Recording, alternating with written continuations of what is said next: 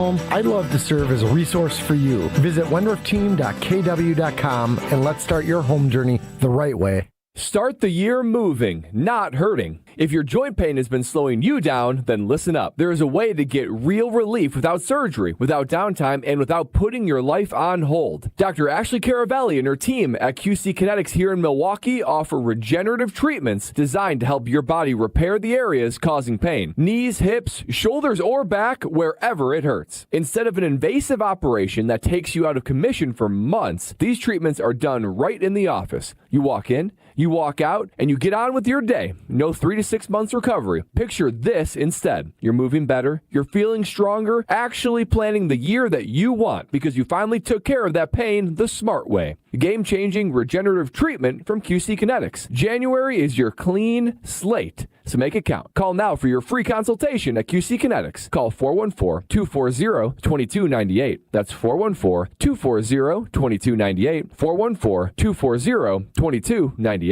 Fisco is always there for your auto body care. When accidents happen, Fisco Auto Body on Forest Home in Franklin is there when you need them. Got a broken mirror? They'll take care of it. Dented bumper? Scratch paint? Fisco Auto Body will take care of it. If there's any damage you need fixed, Fisco has you covered. Their expert workmanship is guaranteed for the life of your vehicle. So stop in for all of your auto bumps and dings. Once again, you know the line. That's Fisco.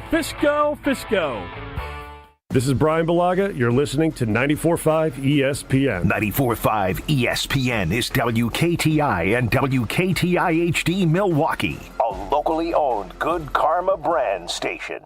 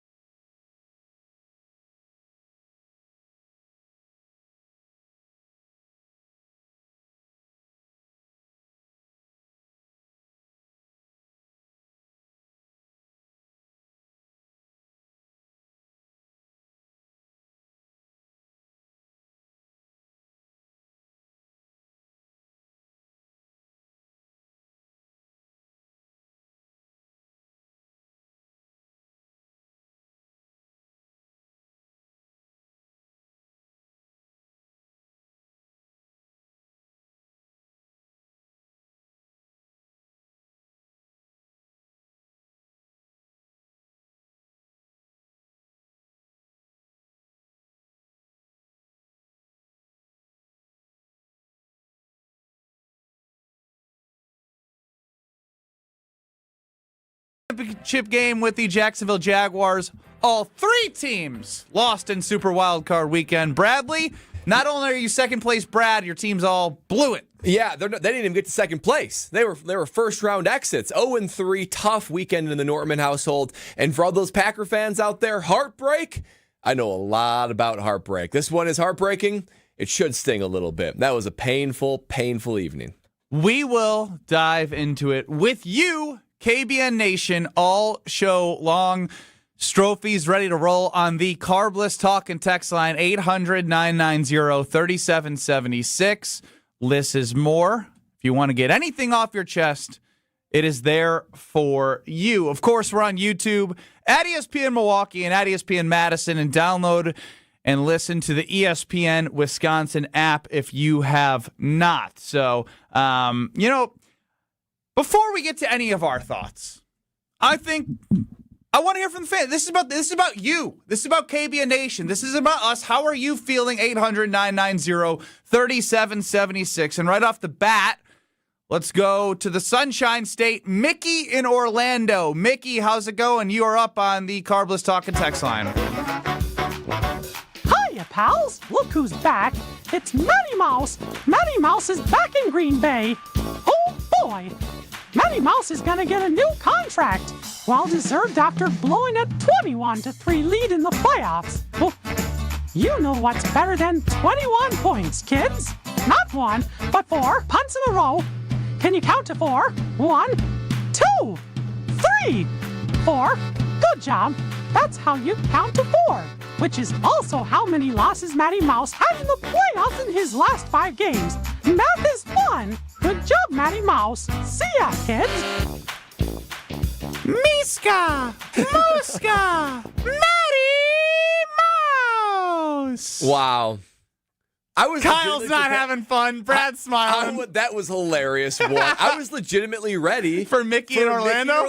Let's see what Mickey has to say. You heard from Mickey in Orlando. Well, I didn't know how that Mickey went down there so quickly. He left Green Bay really quickly. But yeah. Ain't nothing amusing about that. Ain't nothing amusing about my team losing the last 4 or 5 playoff there's games. a little bit amusing. Ain't nothing amusing about that. It's Shame terrible. on me. Shame on me for believing in Matty Mouse. I for some reason. Shame on me. The switch up. Yes. I'm taking ownership. He reminded us all who he is. Shame on me. I was the guy, Matty Mouse, and I was like, you know what? I'm feeling like with Matt LaFleur and Jordan Love, with the setup that they have against the Bears, that I do believe that they can win. And I know everyone's talking about Seattle, like, I think they can do it. Shame on me for not remembering who Matt LaFleur is, and that is Matty Mouse. And so I see the Carbless Talking text line legitimately filling up with got Minnie people. in Orlando. We don't have Minnie, Donald, and Daisy. Who's Goofy? No other Disney characters are on the Carbless Talking text line. They are real people, I'm sure. Aladdin was definitely in Chicago twice. Damn genie. The genie. Okay. Well, let Strofe get that organized. But yeah, again, second half Matt LaFleur was a complete embarrassment. Embarrassment. You could just see it. I mean, how many times do we have to see the same movie, right? You see the same movie over and over again. It is clear as day, and we were reminded once again, Matt LaFleur coaches differently in the second half. The foot's off the pedal, execution goes out the window, you lose some of the aggressiveness that you had in the first half, and adjustments. There are 2 critical components to coaching. Ben put together an awesome list of like what makes a head coach in general, but just game time specific head coach. There's preparation, that's number 1, and adjustments number 2. Packers, excellent preparation. I mean, they came out ready for not only the Bears defense, but the Bears offense. They were cooking in the first half, but just as important as preparedness is adjustments. Ben Johnson, Dennis Allen, they adjusted in the second half, and you could tell that Jeff Hafley and Matt LaFleur made no adjustments whatsoever. It looked like they were on skates, unprepared for the moment, and that bled down to special teams, offense, and defense. Bad timeouts, bad penalties, not enough guys on the field at times. It was a collapse of epic proportions and the lack of adjustments made, but the great adjustments made by the Chicago Bears, you have to give them some credit too, was all reflective of Matt LaFleur not being able to be a big-time coach. He's just not a big-time coach. You cannot get the big win with Matt LaFleur, and I just don't know what's going to change for us to have championship expectations going forward. Yeah, it's absolutely inexcusable to allow a team to score 25 points in the fourth quarter. That's just something you can't do. I disagree. Third quarter, the defense still was able to hold the Bears to only 3 points.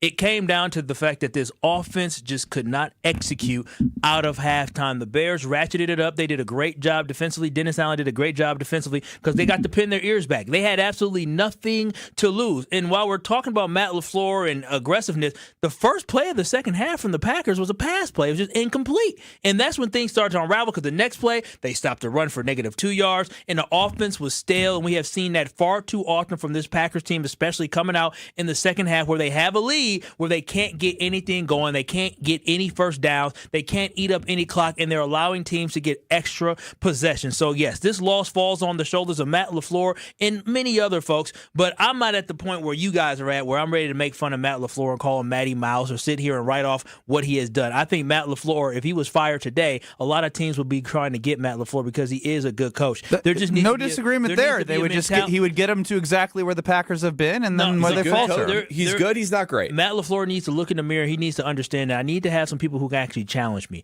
I need to have some people who can come to me after the second drive of the second drive. He has Rich Bisaccia. No, he does not. No, Rich Bisaccia will be fired by the end of this week. And so He needs to have somebody who can say, Matt, what are we doing? This is what we need to be more creative. We need to be aggressive. He needs to get less yes men around him and more individuals who have aspirations to go on to do greater things other than being an offensive coordinator who doesn't have any play calling duties and ability. So overall, this was a disaster. This was a disgrace. This was embarrassing that this team allowed another team to score 25 points. The fact that this team couldn't get anything. The Bears. I don't give a damn if it was the Bears, the Dolphins, the Bills. I don't care. In the game of football, 25 points in one quarter is something you don't see often, but 25 points in a fourth quarter of a playoff game that you have dominated in the first half, that is inexcusable. They should have never lost this game. So at the end of the day, am I going to fire Matt LaFleur? No. Things need to change. We've seen who he is through 7 years. A lot of people are disagreeing with Kyle, which you're allowed to do on the YouTube chat and on the Carbless Talk and text line.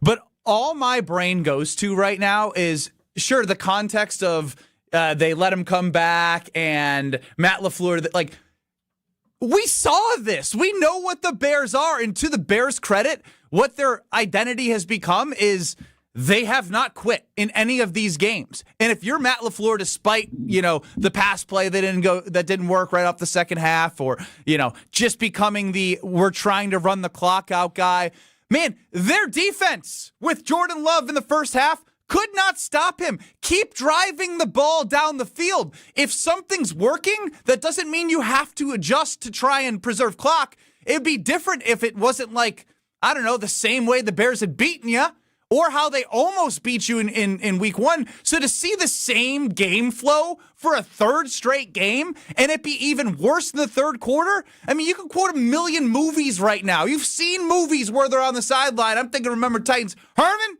Leave no doubt. I mean, it's the Bears, man, Matt, it's the Bears. They're dancing all over your grave. They're dancing all over you because you gave them the opportunity to. Let Jordan keep driving the ball down the field. Josh Jacobs is a great runner. We get that. But your offensive line wasn't getting the push. But you know who was great, undoubtedly?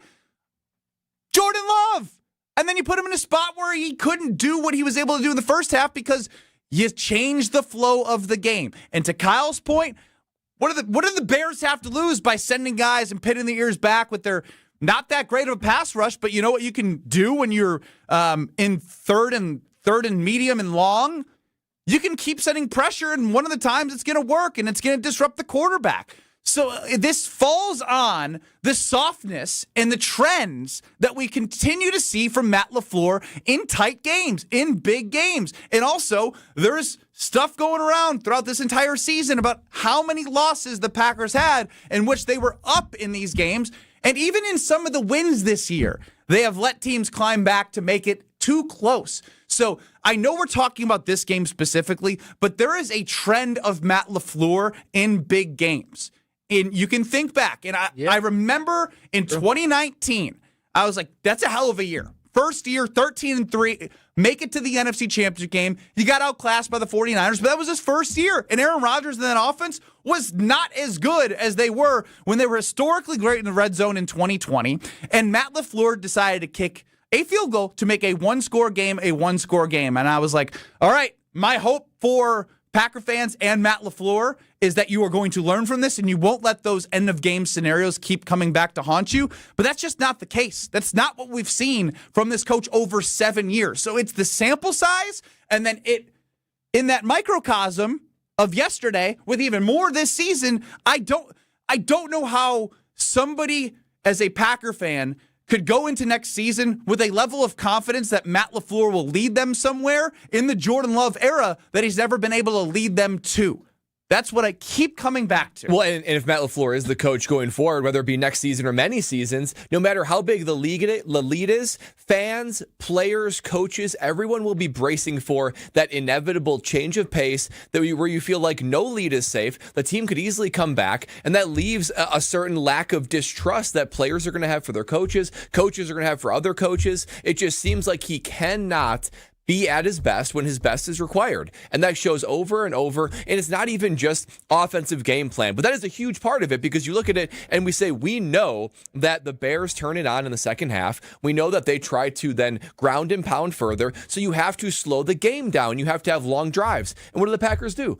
4 straight drives of basically 18 total plays, and they just give the ball more shotgun in the second half. So it's like you need, and this happened basically carbon copied in the earlier games, and we saw how it played out. Matt LaFleur needs to learn his lessons, but it's not even only offensive game plan. It's timeouts, it's personnel, it's flow, it's situational. And I think that's the game manager part of him, that situational, the flow of it needs to get better. But the thing that frustrated me the most is the fact that the first play of the game, they did a jet sweep to Jaden Reed. We didn't see any of that motion action, anything to throw them off. After that first drive where the Bears pinned their ears back, you got to do something to throw them off, a quick screen, something. And Matt LaFleur failed to do that, and that shows you he needs help. He cannot do this by himself, and I feel like right now with the staff he has around him, he is hanging in there by himself. He needs to get some smarter people around him going into next year. If he gets the opportunity. I know there's talks about an extension. Will they agree? We'll get through this all together and go through the news, but let's react on the Carbless Talking text line. Let's go to Dan in Fitchburg. Dan, you're up on the Carbless Talking text line with Kyle, Brust, and Nortman. Hi, guys. My take on this is leadership. Matt LaFleur is a great tactician. He's a great offensive coordinator. He's not a leader. He simply isn't. He doesn't hold people accountable. Why is our special teams coach still there? Why? He won't be by the end of this week. He better not be. But Matt's always a year too late. It's already a year late. Yeah, exactly. It's a year too late. He is not a leader. He does not hold his team accountable. He has created a culture where the fans – when the special teams takes the field, I want to be excited for the next big play. I don't want to be holding my breath waiting for the next disaster. And tell me that Packer Nation doesn't, every time the special teams takes the field, we're not waiting for a disaster. And it's a big win for us if indeed they don't have a disaster, much less any decent plays. Remember come on. Josh Jacobs fumbled special teams. That's a disaster. The 3 missed field goals, disaster. Let's throw a pass to Kennard as an eligible receiver. We don't throw it offensive line. Let's do it in this game when we're up on our own side of the field. Appreciate the call and understand where you're coming from, Dan in Fitchburg. Let's go to the Royal Family. Is this the Royal Family? Mike and Franklin, you're up on Kyle, Brust, and Nortman on the Carbless Talking text line. Hi, fellas. I've had better days like you all. I'll try to be brief here, but I'm just going to bring out a couple points. LaFleur can't coach in the big games. He chokes. He just doesn't have it. He's a regular season guy. He's not a postseason guy. That's first thing. Here's the thing. Brad was talking about adjustments.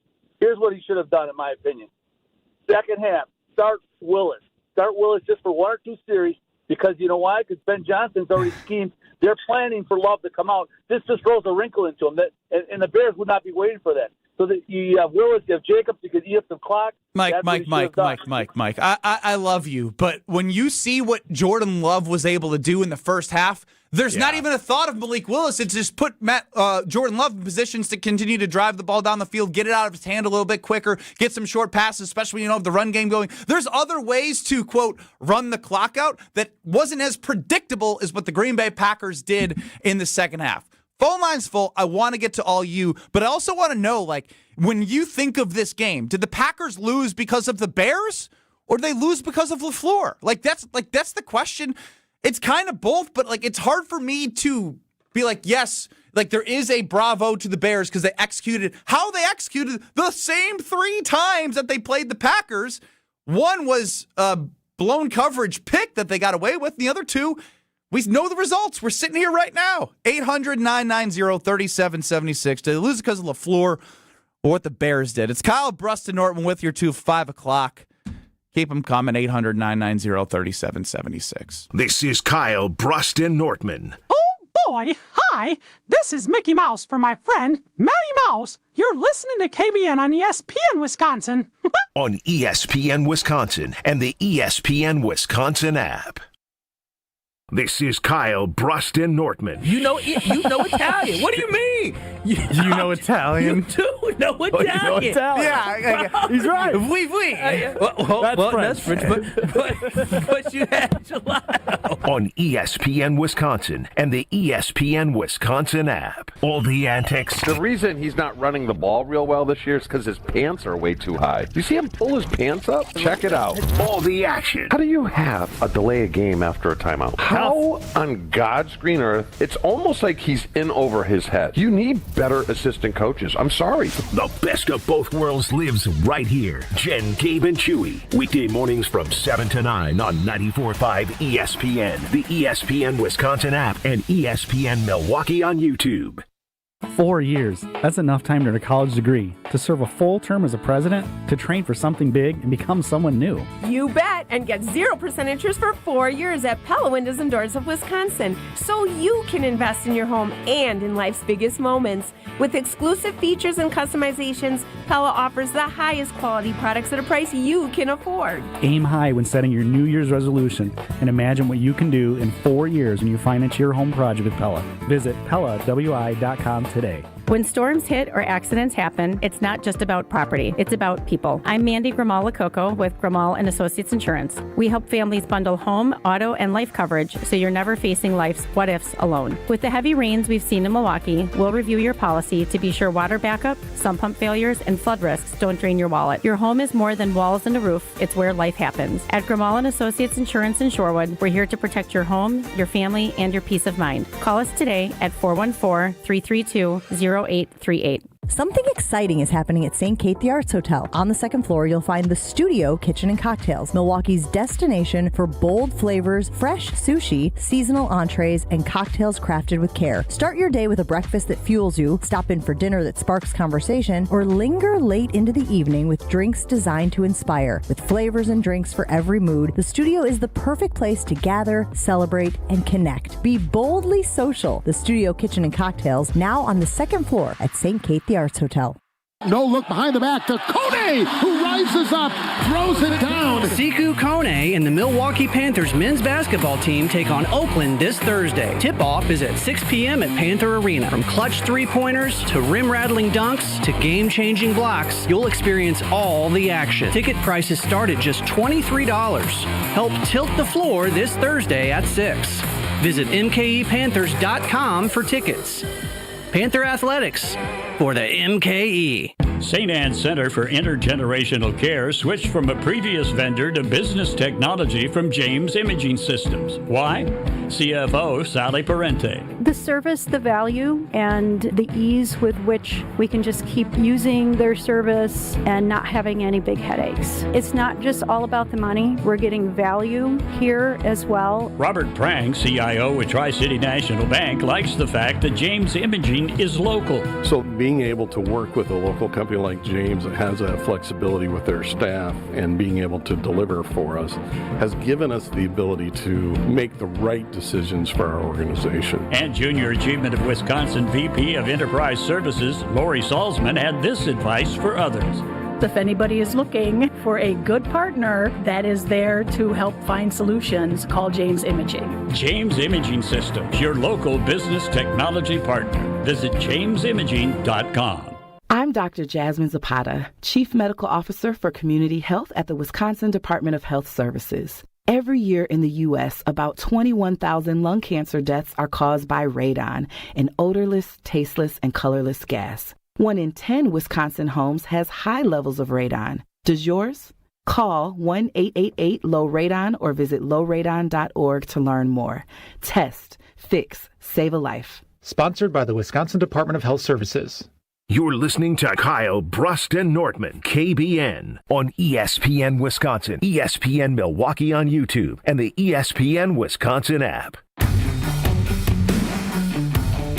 Need everybody to have that same mindset in terms of what do I need to do to get a little bit better, and the focus has to be daily.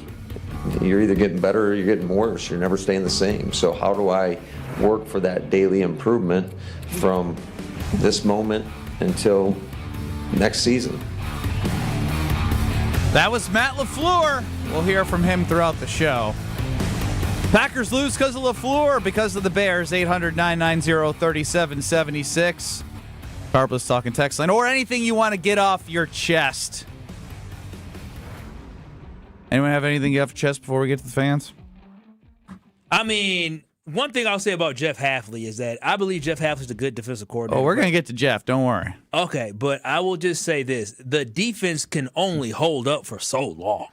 Like 25 points is ridiculous, but I'm just saying you got the ball in a 40 and the offense couldn't move the ball. That is egregious.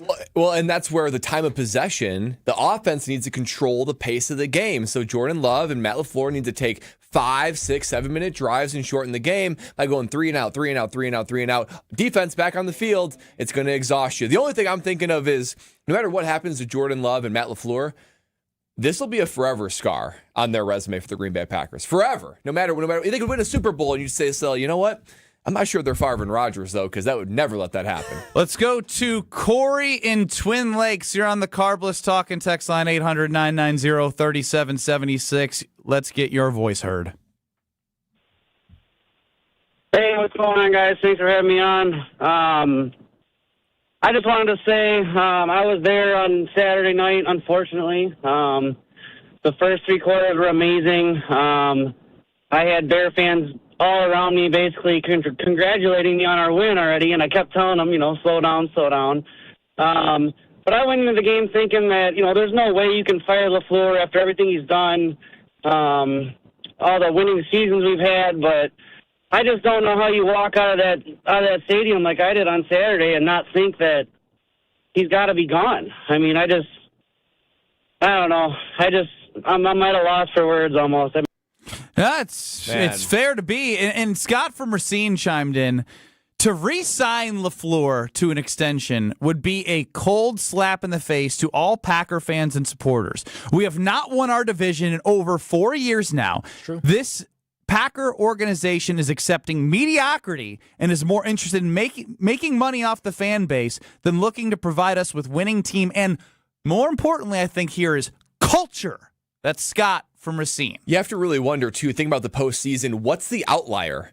To me, it feels like that Dallas game was the outlier. If you take all the rest of Matt LaFleur's tenure and the Packers' recent history, not only under Jordan Love, but Aaron Rodgers, feels like that Dallas win was a long time ago. It feels like an outlier compared to the rhythm of all the rest of these playoff games. Yeah, this team has to learn how to finish. Like whether it is a coaching change to change the culture, but this team, they have to figure out how to finish games. They're so close, but they need to figure out what is it that we have to do this offseason to make sure that we finish these games. There's a level of immaturity that this team had that we have discussed before, that this team was too immature. Matt LaFleur, Goody, and Jordan Love. I'm putting some of this on Jordan Love as well because he needs to be able to look the guys that he's leading, offense or defense, in the eyes and say, tighten the bleep up. Because I saw what Matt Stafford said, hey, let's go take this from him. You need to have that mentality. We need Jordan Love to be more of a vocal leader on the sideline and more of a spiritual leader for this team because he can ball out, but there needs to be a level of fear that these guys have and disappointment of letting him down. I feel like that just isn't there. There's something that he needs to increase when it comes to his leadership skills on the field for the Packers. I can talk about Jordan Love's leadership, but ultimately Matt LaFleur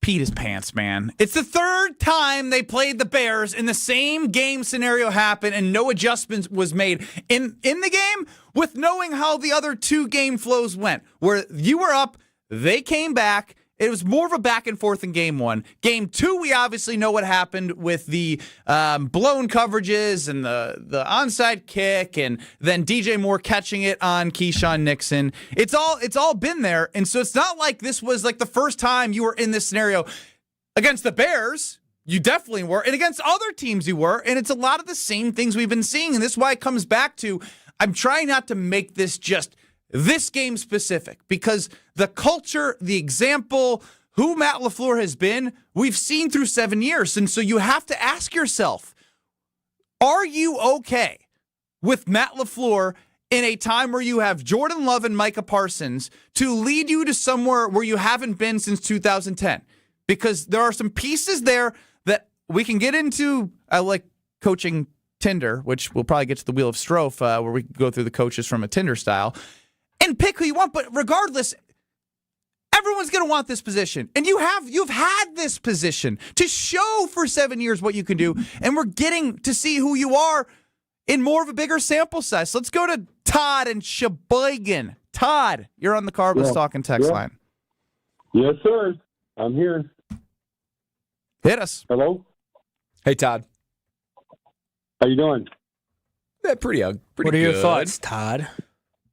Well, I've coached for a long time, and I'm sure cool. Mr. Nortman has played football a long enough time there. And you look at Tausch and Chewy, they've had a couple years of experience too. The production has not been there for everybody. That goes to Goody on down. And it's the Kurt Signetti theory. Potential is only so good so far, and it has to be production. I can go through the list. Messing with the offensive line at the beginning of the year. Where's Elton Jenkins now? Hurt. He's supposed to be our center. Rich Bisaccia. That's a debacle right there. Goody, you personnel moves and stuff like that, back and forth with the kicker. The offensive line, I just go back to that because that's what I used to coach. And defensive line.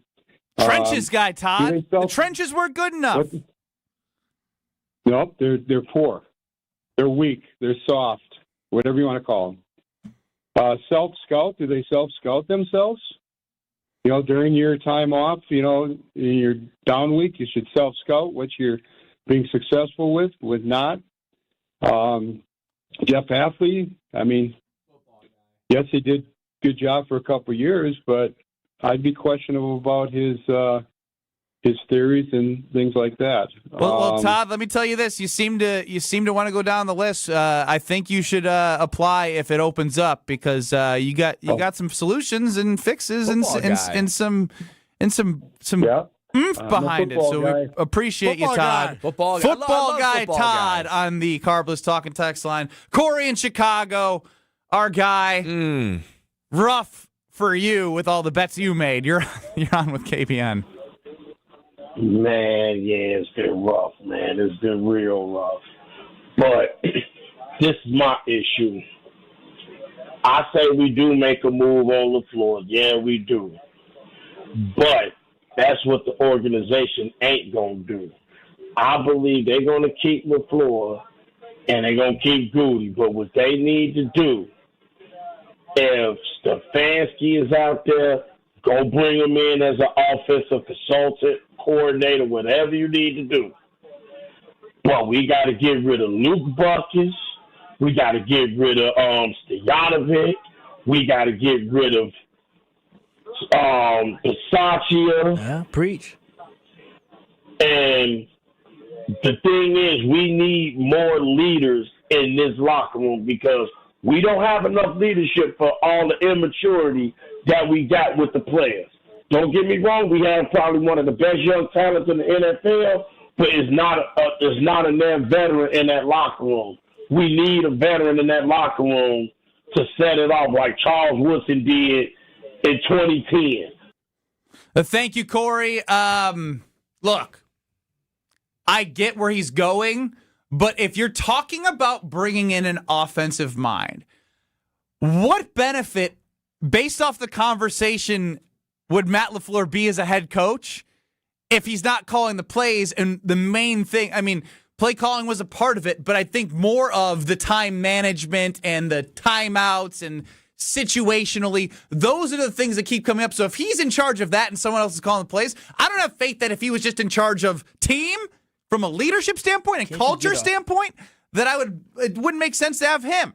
I'm not saying Stefanski should be the head coach in a play caller for the Packers. I'm more so saying if Matt LaFleur is going to, as a lot of college teams and pro teams do hey, this is your last shot, wipe your staff clean, I don't want Matt leading the culture. Would you? No, I wouldn't. And I honestly don't know what that will accomplish because Matt LaFleur, what he brings to the table is offensive schemes. That's what he does, right? That's why they look so good in the first half, but it falls on him when it becomes so stale in the second half. He has plays in his playbook that can help move the ball forward, easy passes, get first downs, move the chains. He just wasn't calling them. So if you're going to wipe your whole staff, though, like new assistants, offense, defense, whatever, the culture's not changing. And if Matt LaFleur wants to, he's going into his 8th season as a head coach. Most of these guys will all be back next year. So what, is he just going to change his tone? The guys that have had him under his current tone, his current approach, people see through that. 100% you're going to see through that. That looks like inconsistent parenting where it's like, I don't need to listen to you kind of thing. So he had his opportunity. That's why it starts even 3 years ago. When you turn the page from Aaron Rodgers, that was his opportunity to put a stamp on the team. Rodgers left. Oxygen has refilled the room. There's your opportunity. The problem is the culture hasn't been built. He's not good in game with decision making and timeouts and game management. And when his offensive schemes fail, like they have in the second half, you look around and say, well, what exactly are you doing for me, Mr. LaFleur? Because it's sure not winning the big games. So that's where I actually agree with Corey. I would be surprised if the Packers make a move. I don't think they're going to, but it doesn't mean I don't think they should. No, I don't think they should, but I do think there needs to be movement on this coaching staff. I really do hope that Matt LaFleur realizes you got to bring in somebody. Again, I want either a young up-and-coming guy who can be the offense coordinator who's not calling the plays, but has something to prove. We need some hungry folks. I feel like there's way too much complacency. But that starts at the top with the coach. But because sometimes when you buddy, you feel good about where you're at and you're happy where you're at. I need Matt some LaFleur hungry doesn't folks. seem like a guy that wants to be challenged. Look at the difference Jeff Hafley made, because when Jeff Hafley got here, he had head coaching experience in college. He had worked his way up through the NFL before he ended up going back to college, going to Boston College.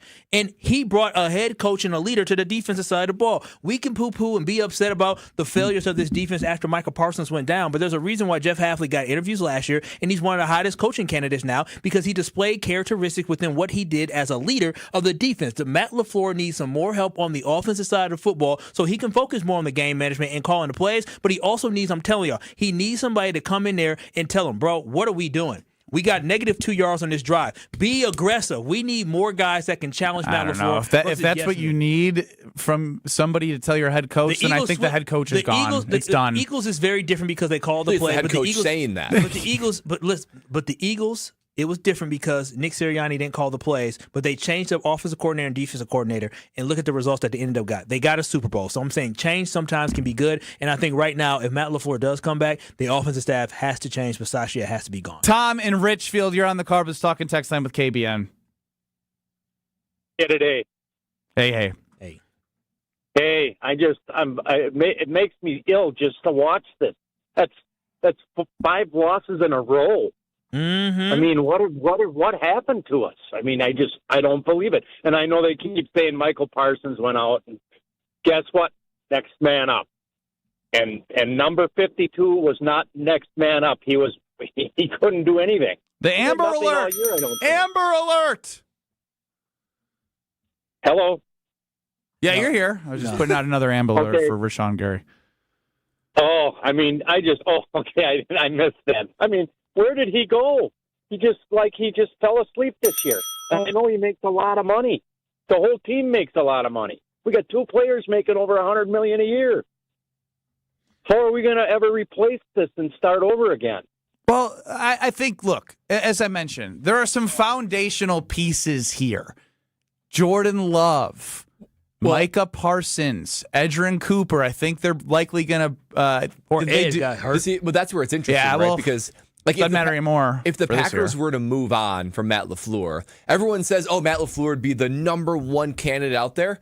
The Packers would be the #1 team for any coaching staff on the market currently. I mean, you would maybe say the Ravens, but it feels like Lamar's best days are behind him, not ahead. Oh, wow. LaFleur, I mean, he gets Would you rather banged up take the way a he Jordan plays. Love right now with Micah Parsons or Lamar where he's at? For 8 years? I'm biased. I'm taking the Packers, but do understand that. I mean, he's very good. He was beat but up this last year. I mean, he is he's an beat up, MVP but type player. It's a concern about He's 28, I think. Anyway, he's young. Yeah, Micah Parsons, you got Jordan Love, you've got a stable organization in the Green Bay Packers. It seems like a team that's knocking on the door. It would be the #1 destination for any coaching staff. That's why Ed Policy has an interesting decision. If he thinks there's anyone else out there that he'd prefer over Jordan Love or after Matt LaFleur, you go for it because it is the #1 destination. Matt LaFleur might be sought after, but the Packers are sought after as well.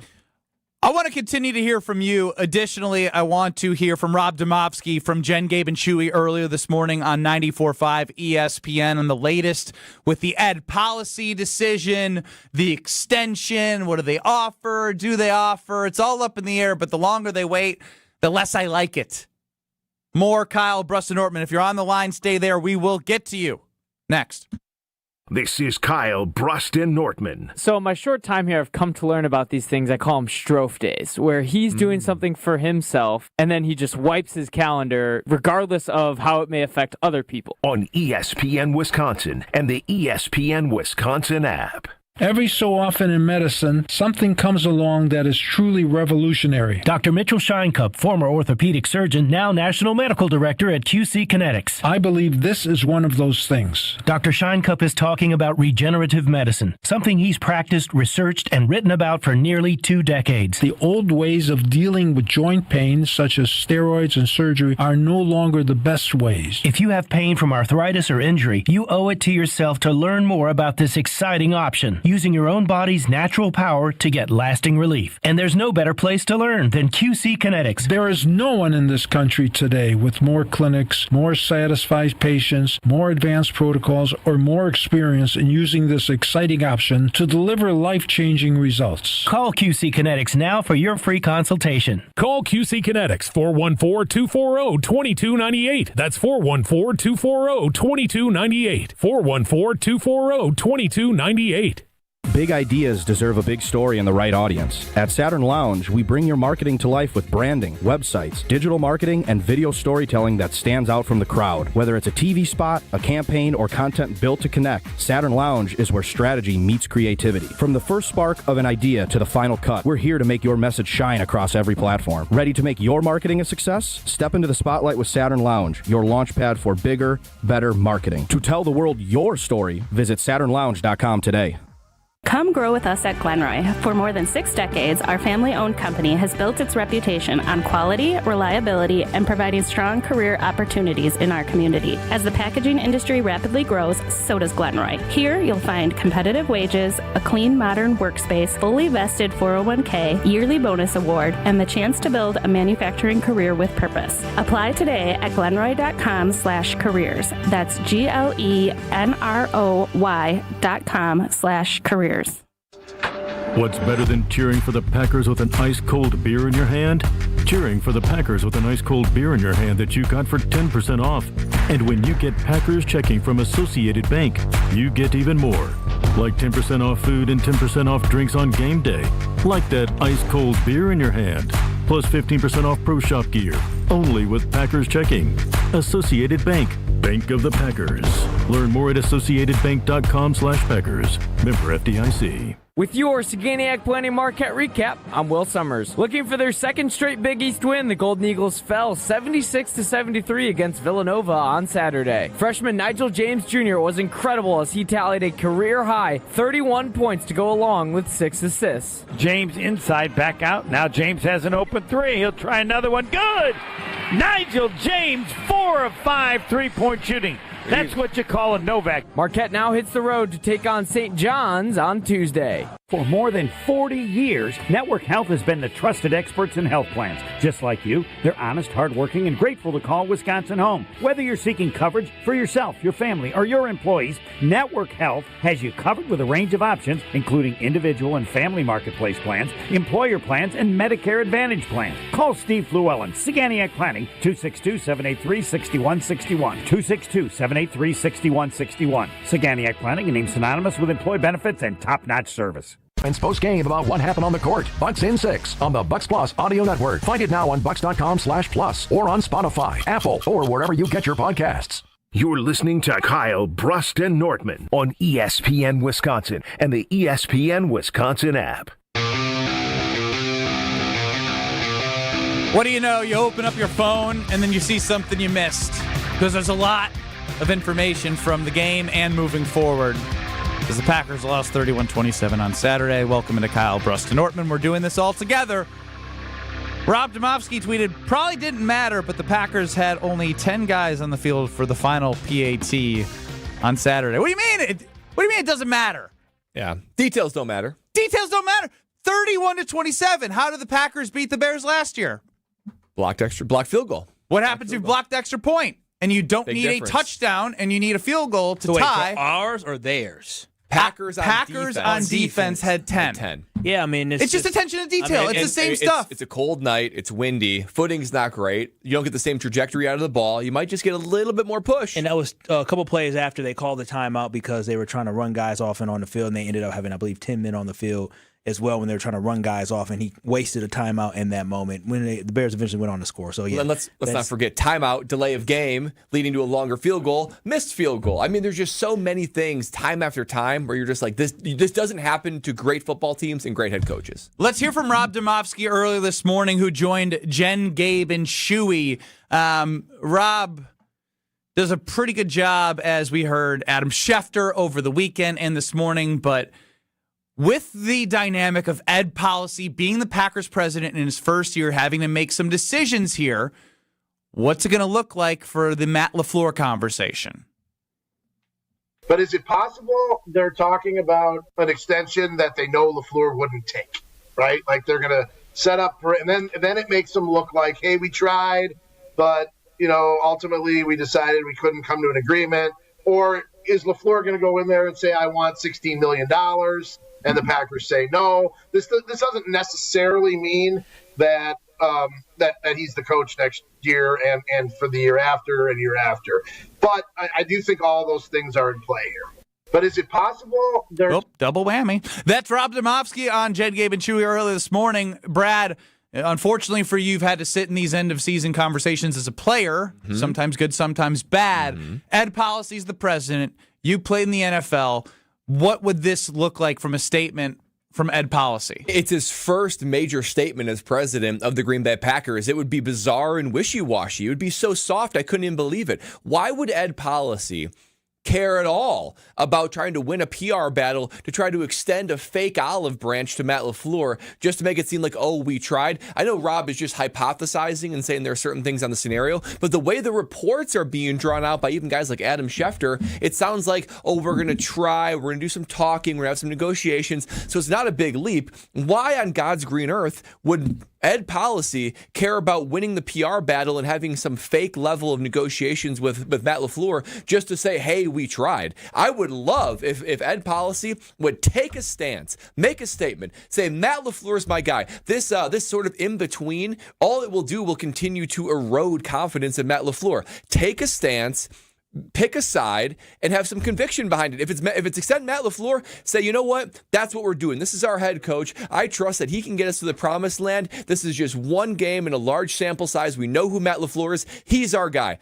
If that's your stance, great. At least you're standing on it. Or just say, we expect higher. This is not good enough for the Green Bay Packers standard, and we will do everything it takes to go do that. Some sort of in-between for a PR battle. It looks bad on that policy. And if this actually comes into fruition, listen, I'm not going to sit back and criticize him as he's first on the job, but it would be a very strange and soft and bizarre way to start your biggest decision as Packers president and CEO. Ben Brust, Kyle Wallace, Brad Nortman, Alex Strofe running the show, and you on the Carbless Talking text line 800-990-3776. Of course, YouTube at ESPN Milwaukee and at ESPN Madison. Let's go to Reggie in Texas. You're on the Carbless Talking text line with KBN. Hello there, fellas. Thanks for having me on. Appreciate it. My first point is this. This isn't college football where you can hit the transfer portal and clean out your roster and bring in who you need to fix your problems. In the NFL, it inevitably falls on the head coach.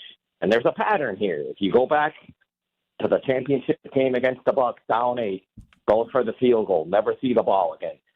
Playoff game. Back, though, basically. Lose the last game against the Lions. That's a good point. That's good. There's a pattern here.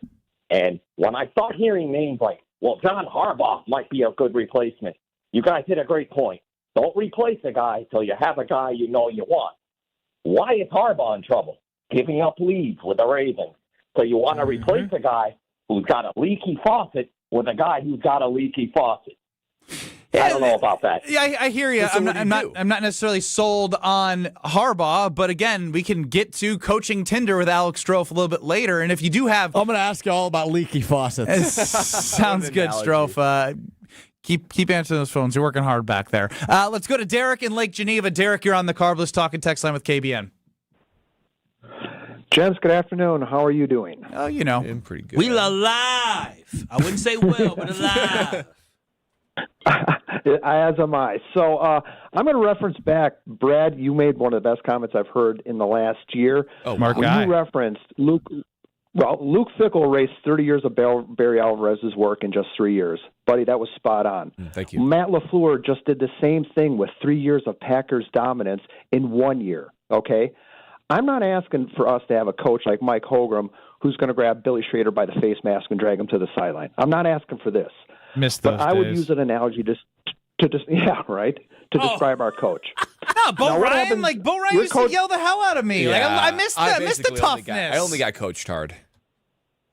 I'm sure you did. So now let me make an analogy as a coach being a car with a check engine light. Let me preface this. Brad, you might not understand this. If you had a car with a check engine light, Mr. Moneybags, you just drive to a car dealership. Brad would just drive to a car dealership and buy a brand new car. Yeah, you know me. that. Take care of this. So- Go to my car guy. Exactly. So think of this. LaFleur is our car we've owned for 3 years, right? Now in the last 3 years, we were getting intermittent check engine lights. And when we read the codes are coming up the same thing. Discipline, hustle, executing on plays. And every year we go back, we go to AutoZone, we erase the codes, and we start over the last 3 years. My question is this. Why are not we just replacing the vehicle? What happened last Saturday was tantamount to driving a car.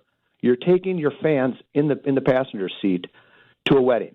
The car breaks down and dies a quarter mile from the off-ramp. Everybody's got to get off and walk in the snow.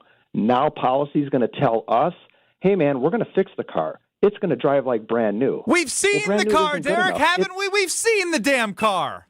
Exactly, brother. It'll get you from A to B, but we're not trying to get from A to B. We're trying to get from A to SB, as in the Super Bowl. Derek, So that is we need to go the back to best call of the drawing day. board, That's what you win right now. He was cooking. I wish I came up with that analogy. That was check so engine good. light. That was so with good. the codes. I felt that. What do you mean? You don't know check engine lights and numbers and codes. Yeah. But Hey, take care of this guy. Ben Brust, Kyle Wallace, Brad Nortman, Strofer on the show. We're with you till 5 o'clock. I see the phone lines continue to be full. Again, I'm glad that Rob Domofsky brought up the idea of like, well, they can come in with an extension amount, but does Matt LaFleur want that? Again, it's to me, and I think to everyone right now, and this is where you got to decide if your emotion is because of just one game or if you're like Derek, who's fed up with what we've seen over time. And you tell us what you think from that. 800-990-3776. Carbus Talking Text. If you're on the line, we're going to do our best to get to you. Kyle Brust Nortman continues next. This is Kyle Brust and Nortman, KBN. He's my sugar daddy. Well, I need a sugar daddy. There's a wedding coming up this summer, and maybe I need the sugar daddy to be at. Oh, man. On ESPN Wisconsin and the ESPN Wisconsin app. All the antics. The reason he's not running the ball real well this year is because his pants are way too high. Do you see him pull his pants up? Check it out. All the action. How do you have a delay a game after a timeout? How on God's green earth? It's almost like he's in over his head. You need better assistant coaches. I'm sorry. The best of both worlds lives right here. Jen, Gabe, and Chewy. Weekday mornings from 7 to 9 on 94.5 ESPN, the ESPN Wisconsin app, and ESPN Milwaukee on YouTube. Can you feel it? It's the thrill of witnessing a walk-off grand slam, a game-winning touchdown, a buzzer-beating 3. Yeah, you know the feeling. And there's only one place to experience that raw exhilaration. Potawatomi Sportsbook. Catch all the action in a supreme space with dozens of sports betting kiosks, cool drinks, luxe seating, great food, fiery atmosphere, and a monster video wall. Become a legend at Potawatomi Sportsbook. More info online. Must be 21 to enter casino. Hey, it's Gary Ellison for Wisconsin Indoor Golf Center. Looking to escape the cold or take a midday break? Get your game on at Wisconsin Indoor Golf Center, where it's always golf season. Play more than 2,000 courses, including over 50 right here in Wisconsin. And even that famous course where they hand out green jackets. Top tech simulators, great food, and the best Bloody Marys around. This is your year-round slice of summer. Bays start at just $35 an hour, Monday through Friday. Book your bay today at WisconsinIndoorGolfCenter.com. At Big Fish Contracting, we want every home project to be a good story worth sharing. That's why we as a team aim to exceed your expectations. We can improve any aspect of your home. Everything from a complex remodel to the essential roof, gutters, siding, and windows. Integrity, humility, and kindness are why we've grown in southeastern Wisconsin for the last 2 decades. Visit bigfishcontracting.com to learn how Big Fish is renovating homes and redeeming an industry. My husband's an animal in bed. Well, you know. Not in the fun way. Think warthog. With a chainsaw. Snoring and sleep apnea affect over 90 million people, and 1 out of 4 couples sleep in separate rooms. Advent can help. We've been Milwaukee's one-stop solution for nasal congestion, snoring, and sleep apnea for over 20 years.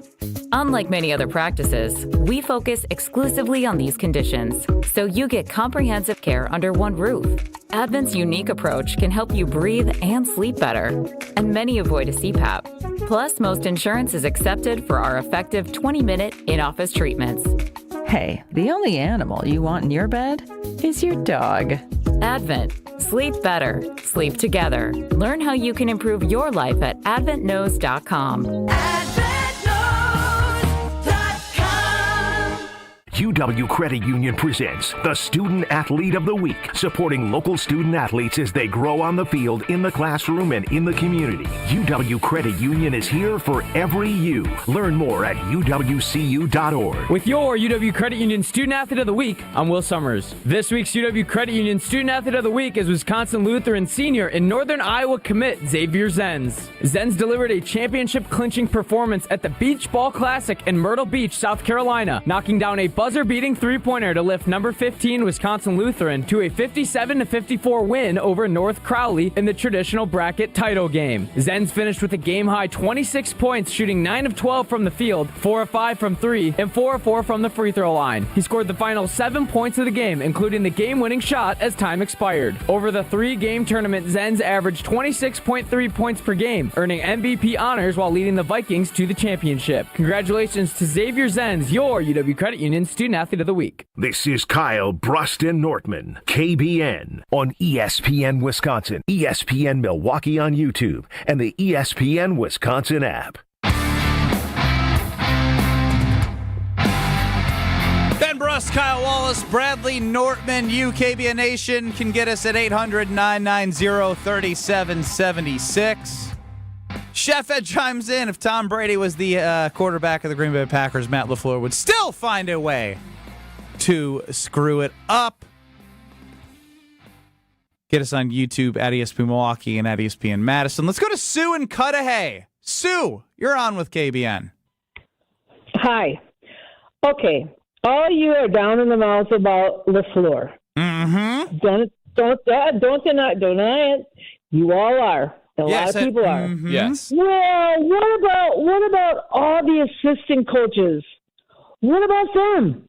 Shouldn't you be down in the mouth on them? Because they're the ones who call the play. Those are the ones that are sitting there in their glory and laughing at LaFleur. LaFleur did his job. And Love did his job. It's the people you're right on that. Sue, I appreciate the call, but first off, Matt calls the plays. Let's be honest on that. I don't know if you're Matt's mother. I don't know how you came to defense in that way, but just wrong. And but Matt I appreciate the call. Oversees all the other coaches, right? So like when we criticize Matt, by extension, we are criticizing Rich Bisaccia, his staff, right? I mean, he is in charge of that. If you were in charge of a unit and that unit is struggling, you would criticize the person who is leading that unit.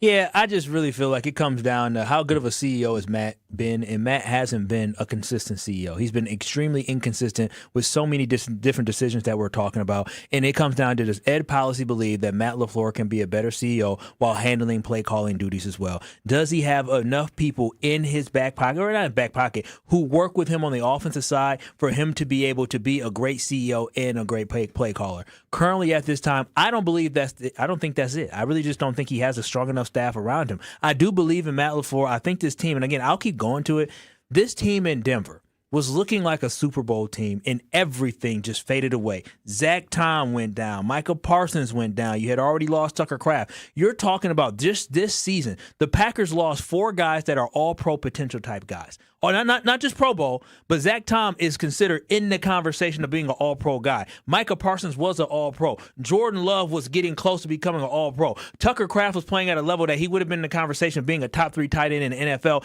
and they all missed a certain amount of time at the same time during this season. So I understand that we should be upset with the decisions that we saw on Saturday because it is inexcusable the way they collapsed on Saturday. But I still have hope with this staff and with this team, with some tinkers and some changes, that we can still do something special. But Sacia got to go, offensive line coach got to go, and I even think Stenavich got to go as well. But there has to be a little bit of change, and there has to be a little bit more fire and understanding. We have to finish, but this team is not that far off, fellas. We're not that far off, despite the loss. But you list all those injuries. We know all NFL teams have injuries. The Bears, look, the Bears played magnificent in the second half, particularly the fourth quarter. We can say that, right? But they're not that great of a team.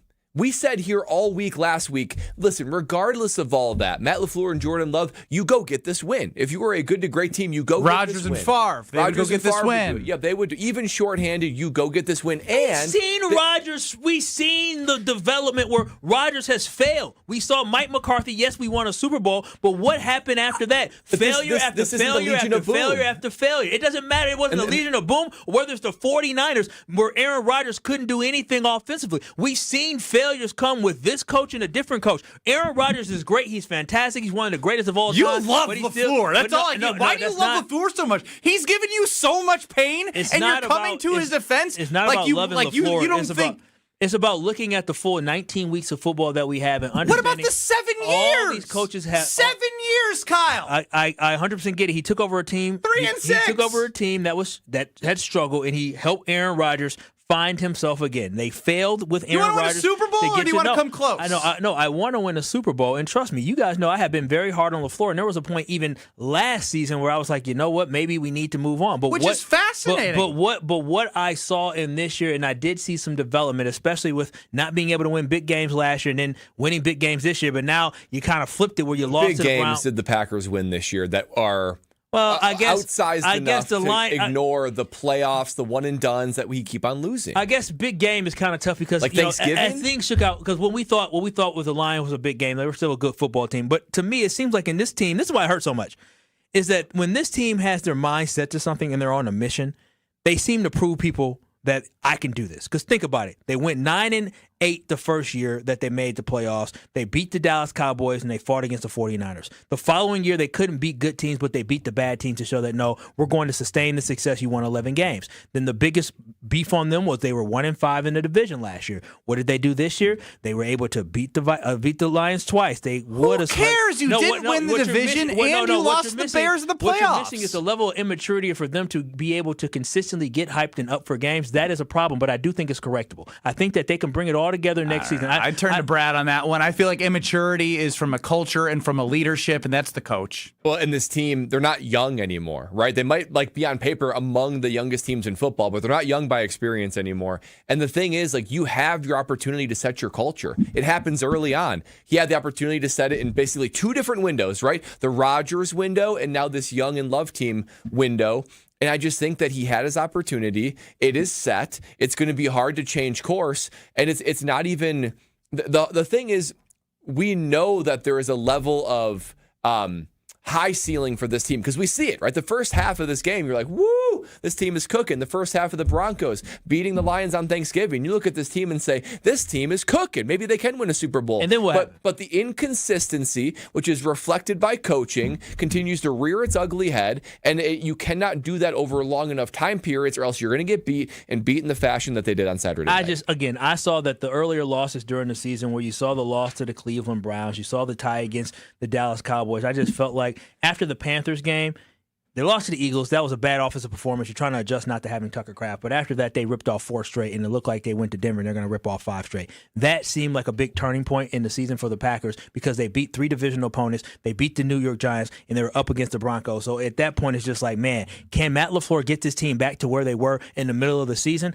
I believe so, but that's up to Ed policy to decide. I guess, did George Kittle going out hurt the Niners' chances against the Eagles? Like, there's so many examples of teams that lose all-pro players. Shanahan's a better coach. That's great. The point here is we have 7 years of seeing the same thing from Matt LaFleur. But we do know, although the Green and Gold will be a part of it, Sunday, February 8th, you got to be at Potawatomi Casino Hotel in Milwaukee. Watch the big game at 1100 Bar and Lounge, Rock and Brews, or Small Bar. You can get a ticket to the Yingling Tailgate Party in the annex next to Potawatomi Sportsbook. Reserve premium seating inside the sportsbook. If you haven't done that, get it before you can. The food, the atmosphere, the vibe, the kiosks, they have it all. So, food and drink specials, pitchers, $10 off 100-ounce beer, tubes. Potawatomi Casino Hotel is your spot for anything for sports with that amazing video wall. We're back in 2 short minutes. The trend of Matt LaFleur continues. What would you do if you were Ed Policy next?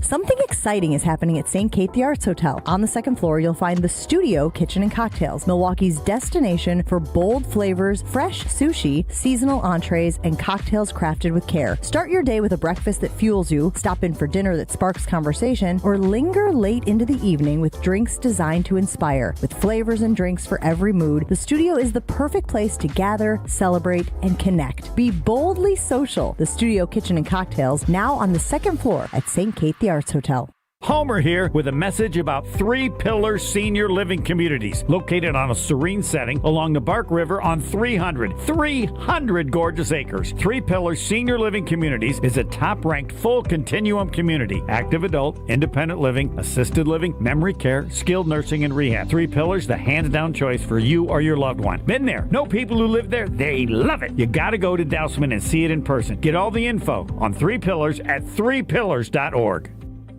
With your Saganiac Planning Marquette recap, I'm Will Summers. Looking for their second straight Big East win, the Golden Eagles fell 76-73 against Villanova on Saturday. Freshman Nigel James Jr. was incredible as he tallied a career-high 31 points to go along with 6 assists. James inside, back out. Now James has an open three. He'll try another one. Good! Nigel James, 4 of 5 three-point shooting. That's what you call a Novak. Marquette now hits the road to take on St. John's on Tuesday. For your fellow fanatics and your number one fans, for your game day compatriots and your personal cheerleaders, for all the reasons you smile, get covered with dental and vision insurance from Delta Dental of Wisconsin and Delta Vision. Support your overall health so you can be your best for those who matter to you most. Call Eric Pearson. Eric Pearson, Saganiac Planning, 262-783-6161. Saganiac Planning, a name synonymous with employee benefits and top-notch service. You're listening to 94.5 ESPN, WKTI and WKTI HD Milwaukee, a Good Karma Brands radio station. Broadcasting live from the Gruber Law Office's One Call That's All studio at the Avenue in downtown Milwaukee.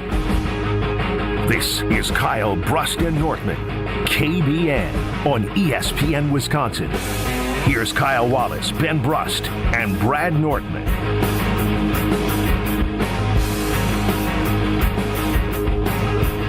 I don't know how I stumbled upon this with you, Brad, at one point. Not the same, because it's not how the game ended. But 4th and 8 has another meaning. It was in 2013 against the Bears, in which Randall Cobb got open on 4th and 8. The Bears lost contain. Was that Peppers, who then became a Packer, who lost contain?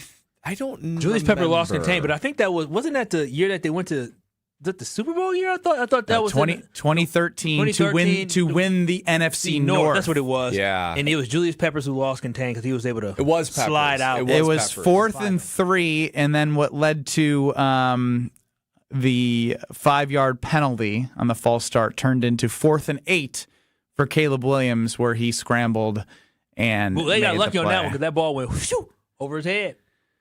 It all worked out.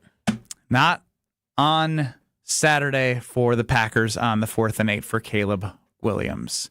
800-990-3776. Again, if you want to be Ed Policy, you be Ed Policy, because I want to know what statement you would make if you, as a fan of the Green Bay Packers, would want to do here after we've seen Matt LaFleur over 7 years. If you still believe in him, Kyle does, which is totally acceptable. Just want to know why. I want to know the why behind it, because I feel like the culture that he's created and the trends that we continue to see are hard for me to be like, yes, I would want to go into a season with that guy.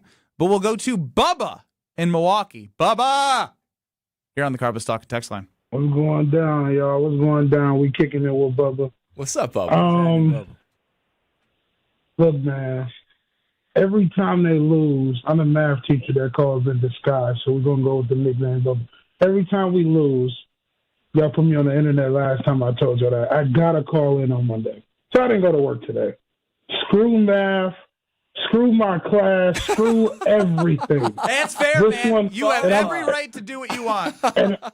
And I'm a better teacher than that. I'm compromised, so they wouldn't be learning much today anyway. They'll just be hearing me complain. Listen, if you're Ed Policy, you got to retain that.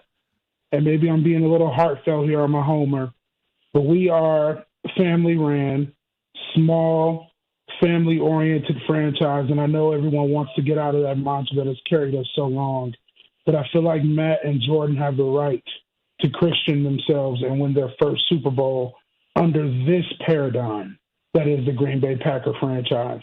Who are we going to let this weirdo that runs the Bears now and the Bear franchise run us out of what we do? Listen, he could stand to bring more accountability, but what he has brought us over the years is sustained identity. I think we are the best aerial attack in the league. I think sometimes balls hit guys' hands and they just don't catch. Jaden Reed did not catch that pass on the last couple of closing drives. He took accountability for it, too. Our offense, right, and he did. Was our offense enough and was LaFleur enough when we were up nearly 3 touchdowns? Well, I bet our stylism then is enough. I bet his play calling then is enough. So it's for us to learn how to close. I love Jordan. He's my favorite player in the league, and he is a unit of a ball player. I think for him, the next level is realizing even if it takes 5-6 touchdowns, unfortunately, you have to find a way to get it there. He had 4 straight punting drives. That is where it began and end.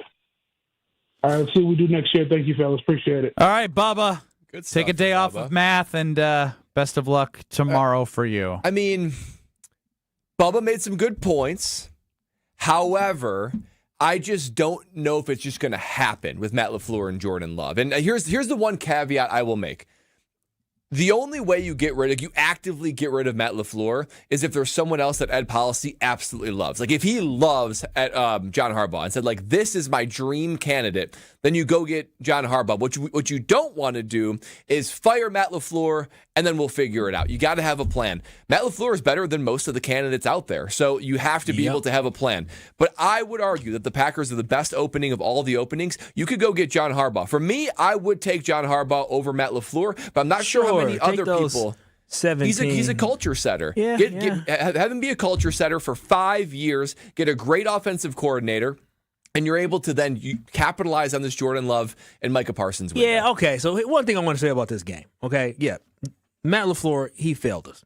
But, dude, your field goal kicker is the reason why you're lost. I don't care what anybody says. Your field goal kicker. Who employed Rich Bisaccia? Him, but still, listen, Rich Bisaccia don't coach him to miss field goals like that. That was one of the better field goal kickers, and Brandon McManus failed you. Not only did he miss the 55-yarder, he missed a 44-yarder, and he missed an extra point. The extra point was the crucial one because it goes from being 28-16. Instead, now you find yourself down 4 points, and then he missed the 44-yard field goal, which would have played a big role, too. So we can sit here and talk about all that this team did not do and all that Matt LaFleur didn't do. But to me, it comes down to, yes, Matt LaFleur, but it comes down to your field goal kicker and Brandon McManus, who choked in that game and lost you that game. There's no ifs, ands, or buts around it. If he does what he's paid to do, the Packers are going to Seattle, and there's no questions or qualms about that. It falls on Brandon McManus missing them dang field goals. He missed an extra point. He choked yesterday. He did do that, but you have to give blame to everybody. And he deserves blame. He deserves blame. He makes the field goals. We're not having this conversation. Yeah, but Matt LaFleur, if he takes a couple of those third quarter drives, sustains it a little bit, keeps his defense off the field, is able to put the ball in the end zone as opposed to field goal attempts, then you're even making drives. You opened the door to Ben Johnson to come through and walk right through it. That's exactly what he did. They got themselves into field goal range, and he missed a 44-yarder. They scored a touchdown. He missed the extra point. At the end of the game, had you don't miss that extra point, guess what? You're in field goal range for a chance to tie the game and force overtime. A 44-yarder Again, would have been 39, if not for a timeout and a delay of game. And I think, to your point, I'm of the point that you're at, Brad. If you see what Matt LaFleur and Jordan Love were able to do in the first half, there is something you could have done in the second half to not pee down your leg and put yourself in a scenario where you're re-legislating kicks. In the first half, too, and that was our field goal kicker, too. It's fine. He deserves blame, but also it's not on him. There are so many plays within that game where they just said, you know what, we're going to try to run the clock out with 30 minutes to go, and that didn't work the first two times. It got close in the first game, and it killed in the second game, and they did the same damn thing. Extra point. So if he gets an F for the game, what does Matt LaFleur get? Matt LaFleur gets a D+ for his second half effort, third quarter specifically. Jason Wilde joins us next. This is Kyle Brust Nortman. Here's the worst thing that happened about Brad Nortman producing Kyle Brust Nortman, and is Kyle, you know what's going to happen? He's going to have so much softness in his heart for producers. I lost the guy. On ESPN Wisconsin and the ESPN Wisconsin app.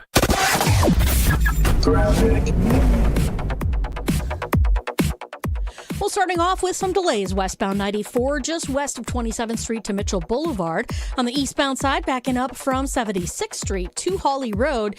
And that's pretty much it right now. We've got one broken down vehicle on southbound 94, just past Elm Road, off on the right shoulder, though, so it's not really affecting your ride too much. Traffic is brought to you by the Neal Group. John Neal and his team know how to minimize your taxes to keep more money in your pocket. Visit nealgroup.net to learn more. That's nealgroup.net. And checking the TMJ4 Storm King forecast tonight, increasing clouds, a low of 32. Tomorrow, slight chance for rain, partly cloudy, a high of 45. Weather is brought to you by Wisconsin Indoor Golf Center in Waukesha. Play over 2,000 courses, including that famous one with the green jackets. Book your bay at wisconsinindoorgolfcenter.com. From the WTMJ Traffic Center, I'm Debbie Lazaga on 94.5 ESPN. With Wilde and Tausch, you won't miss a play. We were in the postseason what we were all throughout the regular season. A good team that couldn't put four quarters together, let teams hang around, and when you don't have Micah Parsons to clean up. Presented by Pella Windows and Doors of Wisconsin. You allow, things to happen at the end of games that don't and shouldn't happen. Weekdays from 9 to noon on 94.5 ESPN, ESPN Milwaukee's YouTube channel, and the ESPN Wisconsin app. Without an Advent clinic nearby, people suffering needlessly from chronic nasal congestion and sinus infections would be stuck with either Band-Aid or Sledgehammer solutions. Band-Aids are pills or nasal sprays, and they're not true solutions. Surgery is a sledgehammer, and that's what we're trying to avoid. Because most people don't need surgery for nose and sinus issues, nor do they want a 14-day recovery. Our unique Advent approach can, in 20 minutes in our office, open your blocked nose for good, with only 1 day recovery. I'm Advent founder Dr. Kandula. Outside of Advent's four walls, invasive surgery is what they'll recommend. But here you will find effective and convenient in-office solutions to help you stop the need for Band-Aids and avoid the sledgehammer. Go to adventknows.com to schedule your appointment, because Advent knows when you breathe well, you live better. Most insurance accepted. It doesn't get any headlines just to be silently good.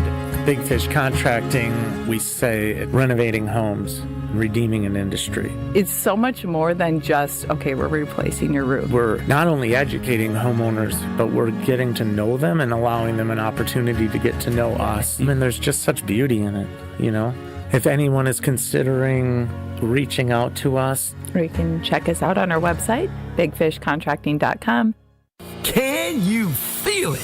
It's the thrill of witnessing a walk-off grand slam, a game-winning touchdown, a buzzer-beating 3. Yeah, you know the feeling. And there's only one place to experience that raw exhilaration. Potawatomi Sportsbook. Catch all the action in a supreme space with dozens of sports betting kiosks, cool drinks, luxe seating, great food, fiery atmosphere, and a monster video wall. Become a legend at Potawatomi Sportsbook. More info online. Must be 21 to enter casino.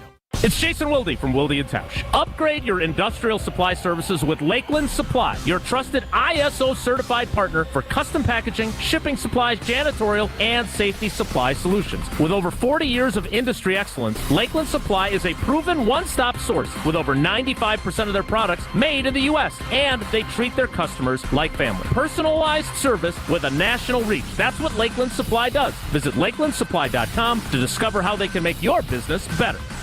You're listening to Kyle, Brust, and Nortman on ESPN Wisconsin and the ESPN Wisconsin app. He was not taken out of context. He said the whole thing. Three-time Wisconsin Sports Writer of the Year. I don't think that means much, though. Like, it very rarely happens. Holding everybody accountable. They need to be more mature. Jason Wilde is on Kyle, Brust, and Nortman. Kyle, Brust, and Nortman across ESPN Wisconsin. Joining us now is Jason Wilde of Wilde & Tausch, 9 to noon across these very stations. Jason, welcome in. Hi, guys. How are you? Doing well-ish. How's that?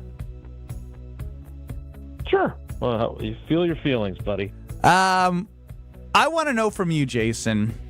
Obviously, there is a strong feeling amongst a lot of people that they don't want to see Matt LaFleur be the coach next year. If I were to ask you, what is the biggest reason he should be and the biggest reason he shouldn't be, what would you give me? Biggest reason that he should be, I think it starts with, I think he's a good coach. I understand how people feel.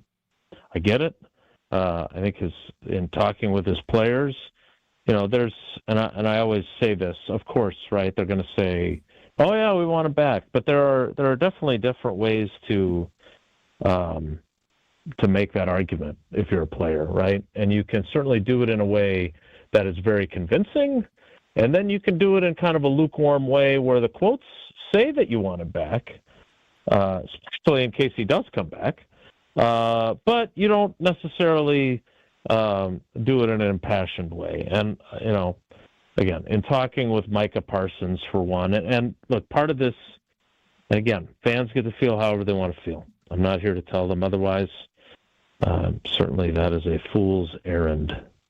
But I guess I would say that when Micah Parsons says something like, I've had my fair share of coaches and people around this league that I've been around, and Matt's one of the best guys and people, like as a person, I've been around since I've been in this league. I reached out to him when I started seeing this, and I said, man, when I agreed to come here, you were part of the reason why I came here. I want you a part of this, and I love you, and I think you're a great coach. And he appreciated those words, and we had a brief conversation. He cares so much. He cares so much about the players. I don't think people realize that. And you can get spoiled with good coaches and good people, and you don't realize until they're gone. And I don't want it to be at the point where we realize, like, damn, we let such a great coach go because at one point the players have got to do your job. Players have to have accountability, and that's something that I'm challenging us as players. We need to take accountability. How do we let that game go? Coaching can only do so much. It's about timeouts and X's and O's. Great. But sometimes it's about playing football. And I know you can't fire all the players. You got to fire the coach. But that doesn't – you don't have to fire the coach. If you're going to make a change, that's what you end up having to do because you can't fire 53 guys and start with an expansion team. But, again, I am exhausted today by being this, like, lone voice that suggests that maybe this guy doesn't completely suck.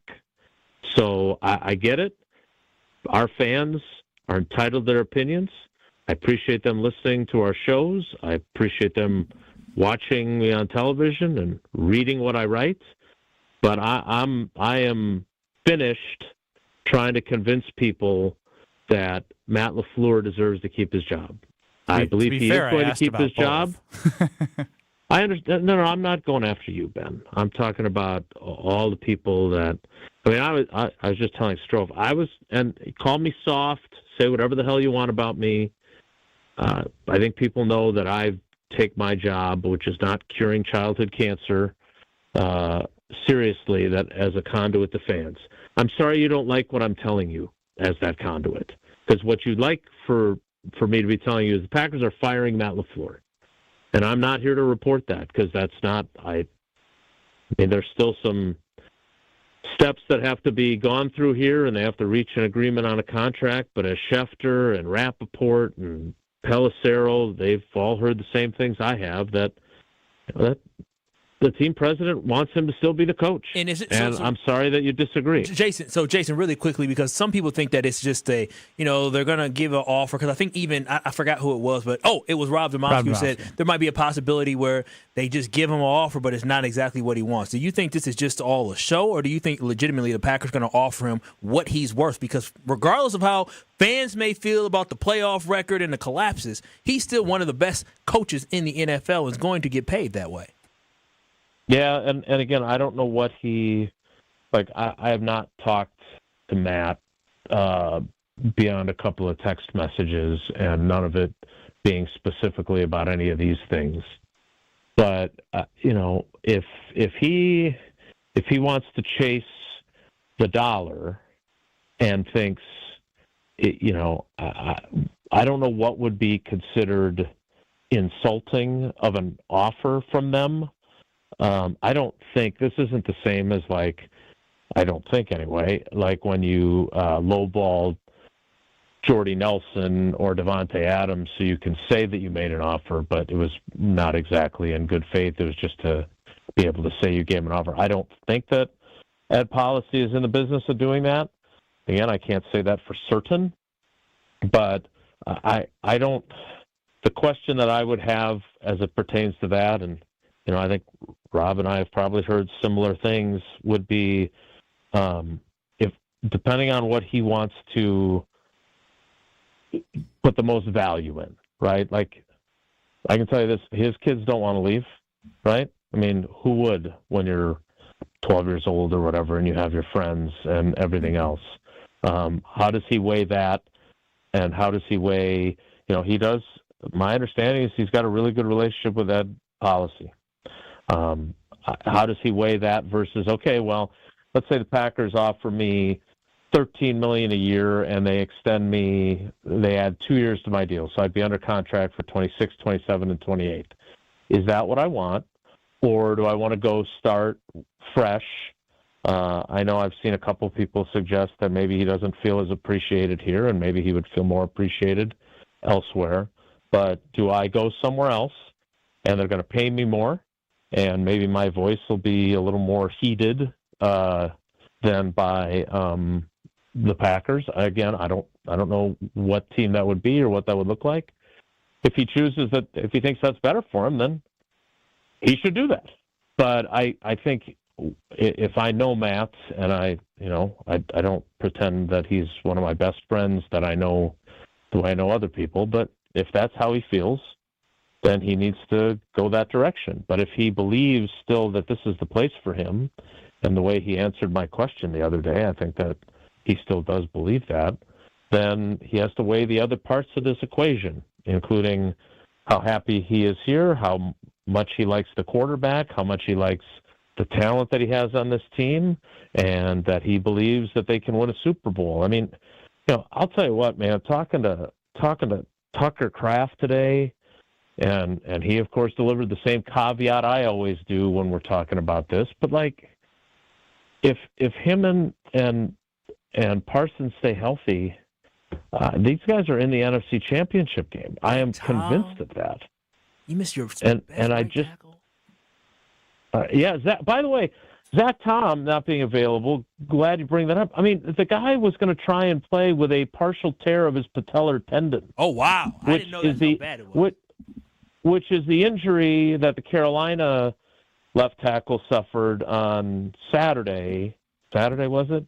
And now he's facing he might miss all of next season because of when it occurred. So, again, I get it. And my only pet peeve is that this group of people that they reflexively say, well, look at what the 49ers are doing. Yeah, and now they lost George Kittle too. Yeah, Kyle Shanahan has been phenomenal this year at figuring out a way. Now, is there a question to be asked about, did John Lynch do a better job of creating a deeper roster than the Packers did? I don't know. I don't know their roster well enough. But I do know this. A year ago, they were besieged by injuries too in San Francisco, and they finished 5-12. So let's not pretend that they have all the answers and they're always just going to get through the injury bug and have success, because they didn't do it last year. Certainly the Packers did not. They did not manage all the setbacks of all the injuries as well as they would have hoped and gone farther than they ended up going. But again, my biggest issue is that I always see things in shades of gray, and that there are so many different factors in how a season turns out. And it just feels from where I sit that the mentality is, this is all the coach's fault, and we need a new head coach. And if that's how you feel, go right away. Jason. Yeah, Jason, obviously Kyle is of team Jason and what you're sharing. I think I don't want anybody to be team Jason. Jason, I want people to be able to look at this and say there are multiple reasons why this team did not go as far 100%. But I think what I think people I am getting a feel of, maybe not all, is if you look at the sample size and the moments and the playoff records and the way, like, again, we had talked about how Ed Policy may do something if it's a blowout, but he's not planning on it. Like, but you can look at being up 21-3 and how that third quarter went, and how the same way that you played the Bears in those two games played out very similarly. And then they did what they did in the fourth quarter. They blew some leads in this season. They made a one-score game in 2020. They lost in the de facto playoff game of 2022 against the Lions. No matter what you think about the team, there's just a lot of moments and trends that people are starting to feel, which I think is valid over the larger sample size if they are going to feel that way as well. Should Jeff Hafley get a head coaching job after his defense gave up 25 points in the fourth quarter? I would say that Matt LaFleur should have probably not tried to run out the clock for the last 30 minutes, and they could have driven the ball down the field a little bit more aggressively. Tried to run out the clock for the last 30 minutes? He threw the ball 75% of the time. And he threw the ball the first play of the second half. I get it, but how about some quicker pass? Like, he's a good developing play. He's a good enough coach. They lost all rhythm, Jason. Quickly. Immediately. They definitely lost all rhythm. Their offensive line couldn't block anybody. So how about a quick pass? That I agree with. Quick passes, something. Try to attack the perimeter. If the run game isn't there with Josh Jacobs like it was in the first quarter, like the Packers didn't, Jason. Yeah, and it's the same thing for 3 games in a row. And there's 6 games where they've blown leads, and in games that they've won, they've blown leads. So that's just this year. There are trends that show. I can see why people are losing faith in Matt LaFleur, that he'll get you to a certain point, but not past that next point that you want to go. Mm-hmm. I totally understand why they feel that way. Players are talking about accountability, and they're saying all the right things, right? Micah Parsons, Tucker Kraft, all that kind of stuff. I think what fans are frustrated about, and I could even say, us or at least me, like wondering behind the veil of like what is the culture that Matt LaFleur is setting? Would you describe, because you see these things come out in big moments, right? Lack of discipline, maybe lack of accountability, mental errors, that's on players and coaches. And it's one thing for it to happen one game, it's another thing to happen over several years when the big game arrives. Do you feel like Matt LaFleur emphasizes that enough? Because this is a fairly immature team, so that in the big moment, they are ready for it. Yeah, I would defer to you. You played in the NFL. How much can a coach emphasize things to immature players that it is his fault, and how much can he emphasize them so that it is their fault? Well, I don't know how he holds guys accountable in film, on the practice field, what guys are saying. It does seem like he is maybe closer to being tight with the players, maybe more than he is of being a more firm. I mean, like what we know is Keyshawn Nixon came out of the game in one of the games against the Bears, went back in, and then he's jumping on a pile. Like, again, like some of the same mistakes that are costing you came in into play here. So that, again, that goes to coaching and culture, in my opinion, because I was like, again, that's how I look at it from a I just coaching think player it's so perspective. overblown for a coach. How many games he has won? We sit here, yes, there has been collapses, but there's been a lot of comebacks that he has led this team come back in the second half. Like, I understand, like, we aren't happy because we're not winning championships, but not a lot of teams win championships. Was this year a complete and utter disappointment? Hell yeah, it was. But understand this, I said it last week and I'll keep saying it now. The grass ain't always greener on the other side. Y'all was crying, and not saying Ben was crying, but y'all wanted Paul Chris fired, and now look at the organization now. So I'm just telling y'all. It's on the up and up. Sometimes change ain't exactly what you need in the time. Sometimes you need to ride it out. I think Matt LaFleur should get one more year. One more year to see what the heck happens. Jason, obviously this debate is going to continue. If you have something for Jason, go ahead, Brad. Well, just real quick. So I agree with Kyle. You can't just fire him and figure it out later. You have to have someone that you think is an upgrade from Matt LaFleur before you go ahead and make that move. But you said you defer to me. I can say my 2 years in Jacksonville, first year under Gus Bradley, we had tons of talent, but we won 3 games. Not the same, but we were completely it was too much buddy-buddy. It was too much friendly. There was no rules. There was no discipline, no accountability. But Tom Coughlin and Doug Marrone swoop in the next year, tighten everything up. Pendulum swings the other ways. We're in the NFC Championship the next year with very similar personnel. So I've seen lack of accountability and discipline, and I've seen accountability and discipline. I'm just curious where Matt LaFleur falls on that spectrum. Because if you say that he does, then I'd say, shoot, it is the player's fault. They got to wake up and rise to the moment. But I just don't know how he coaches these guys. And you guys, you have a little bit more of an inside view than we do.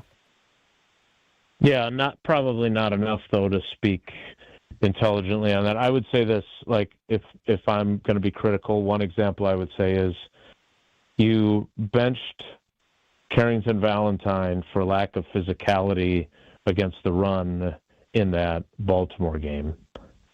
You don't play him at all against Minnesota. You do see what you could potentially get from Trayvon Diggs, and then you still go with Carrington Valentine in the game on Saturday night. Diggs played 1 defensive snap. So that would be an example where I would say, hey, wait a minute now. Maybe, and obviously it's unfortunate, but this is part of it, like, who ends up getting beaten for the game-winning touchdown, right? So I don't, there's no one answer. Does Matt LaFleur have to be tougher on guys? Probably. Again, I don't know. I'm not in his meetings when he is criticizing guys in film. But their offensive line was terrible in the second half. Absolutely terrible. Mm-hmm. And is that a lack of accountability? Is that a lack of talent? Is it a lack of focus? Whatever it was, that group did not rise to the occasion. It was missing its right tackle, but again, that can't be the only reason why you can't block it up. And again, I understand that there are limits to what you can do about your players. And most of the time, in the end, it comes down to the coach, and you're not going to get rid of everybody else. I will just say this. I am very curious to see how he alters his approach next year, assuming that ends up being the situation. I am very curious to see, because I don't think you can also suddenly decide to be someone you're not, right? And if he is more, he's not going to turn into Dan Campbell in how he treats players, and nor should he, because you have to be who you are. But is there not enough accountability? Maybe. Again, I'm not in there to know that. I would say that the old Bobby Knight thing about ass meets bench, ass sends message to brain to play better, or whatever he used to say, I think there's truth to that for sure. And using Carrington Valentine as the one example, that's probably a scenario where you could say maybe they should have tried something different there. But would I be saying that if he hadn't given up the game-winning touchdown? He also had an interception earlier in the game, which I understand people wanted him to drop on purpose, which I think is pretty hard to do when it's a reaction. But again,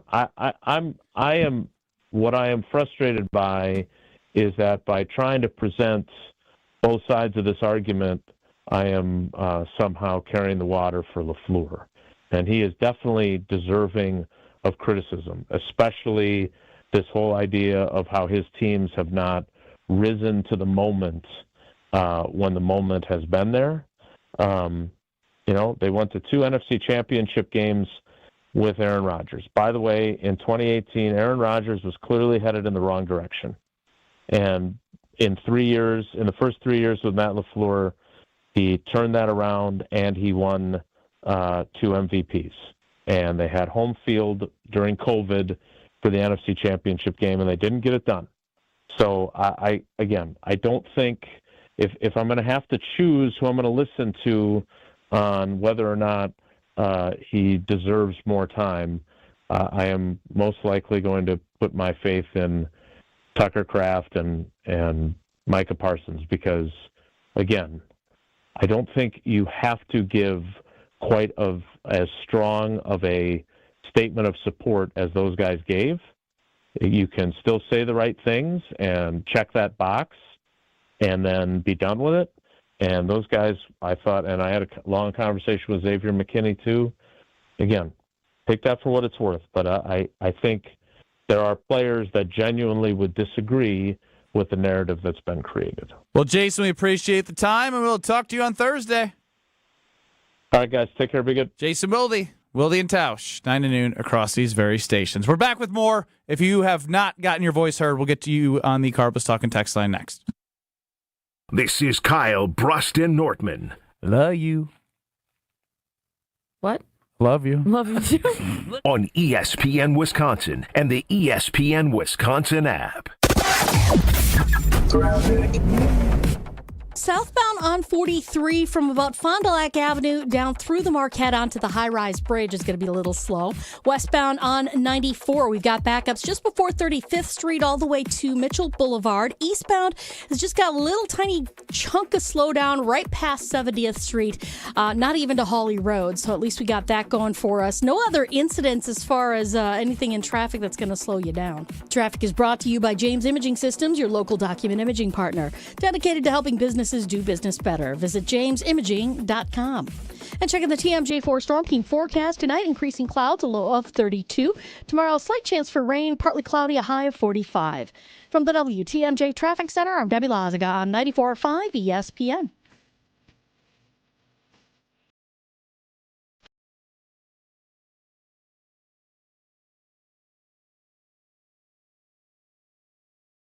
Hey, it's Gary Ellison from Wisconsin Indoor Golf Center. Looking to escape the cold or take a midday break? Get your game on at Wisconsin Indoor Golf Center, where it's always golf season. Play more than 2,000 courses, including over 50 right here in Wisconsin. And even that famous course where they hand out green jackets. Top tech simulators, great food, and the best Bloody Marys around. This is your year-round slice of summer. Bays start at just $35 an hour, Monday through Friday. Book your bay today at WisconsinIndoorGolfCenter.com. Life's better with Drive My Way from American Family Insurance, because we know it's more than just a car. It's your escape pod, your adventure mobile, your memory maker.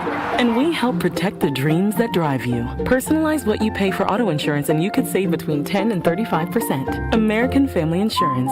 Get a quote and find an agent at amfam.com. Products pricing and availability vary based on the way you purchase insurance and by state. Unsafe driving behaviors may increase your rate. American Family Mutual Insurance Company, SI, and its operating companies, 6000 American Parkway, Madison, Wisconsin. Experience hot gaming action and a relaxing spa day. Your perfect winter getaway at the island. Book a stay and float package to get both a standard room and a rejuvenating 60-minute float pod therapy session for less than $100. Complement your stay with an elevated dining experience at Horizon Steakhouse and fun on the gaming floor where big wins wait for you. The Island Resort and Casino's stay and float package runs through February. Call 800-682-6040 to book yours today. Certain days and restrictions apply. When winter hits Wisconsin hard, Safe Plow hits back. Founded by two locals who know winter inside and out, Safe Plow delivers no-tolerance snow removal, meaning they're on it before, during, and after every storm for hospitals, retail centers, and all businesses that can't afford downtime. From small driveways to massive parking lots, Safe Plow's dedicated team keeps your property clear, safe, and accessible, prioritizing handicap ramps and disabled parking every time.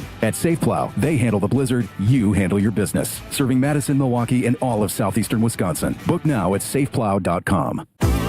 Did you know Professional Construction Inc. has an in-house team of interior designers? We're excited to bring our expertise to you with our brand new virtual interior design program. Maybe you're not ready for a full construction project, but you are ready to refresh that outdated room. Our PCI design team creates stunning photorealistic renderings, a mood board, and a curated shopping list, all delivered to you in just days. For all your construction and design needs, visit professionalconstructioninc.com. Homer here for Window Nation. Winters can be brutal here in Milwaukee, and if you're cold in your home, even with the heat on, your old windows are a problem. Window Nation can help. Right now, during Window Nation's Buy 4, Get 4 Windows Free sale, you can get them with 0 down, 0 monthly payments, and 0 interest for 2 years. It's easy to get the right windows to fit your home and budget. The pros at Window Nation will guide you every step of the way. Don't wait to put an end to your window problems. Right now, schedule a consult at windownation.com. You're listening to Kyle, Brust, and Nortman, KBN, on ESPN Wisconsin, ESPN Milwaukee on YouTube, and the ESPN Wisconsin app. Bought my wife some tennis lessons at the Princeton Club, and each Princeton Club has an amazing vibe. You have that community aspect. Clean health clubs, steam room, sauna, the best workout equipment, personal training, you name it, they have it. So whatever your goal is, if you're looking for growth, I got the place for you, and that's the Princeton Club in the Madison area. You got a bunch in the Madison area. Of course, New Berlin has an amazing center in the Milwaukee area. For your better tomorrow, don't wait. Get the best rate of the year in 2026. Right now at the Princeton Club. Get that tour, and you will fall in love, and you will find your better tomorrow at the Princeton Club.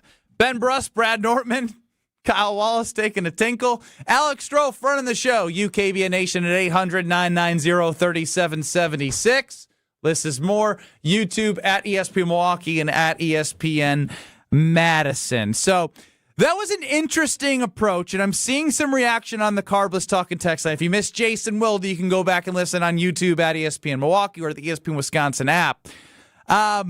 To be honest, I don't know how much I care about Tucker Kraft and Micah Parsons putting their name on Matt LaFleur, right? Like, of course they're going to say that. You should, right? Like he's still the coach, and yeah, they're like, anytime you spend time with somebody, like you come in as Tucker Kraft, you were drafted by the organization, he's had a resurgence at his position under him. He is a leader and whatnot, but like ultimately, you need to continue to ask yourself, is this the guy in, what do we describe this as? The prime window? Like, I mean, I think I might have read. Yeah. Is Matt LaFleur the guy that you want leading in this prime of Jordan Love and Micah Parsons based off the 7 years that we've seen from him? You got to continue to ask yourself that.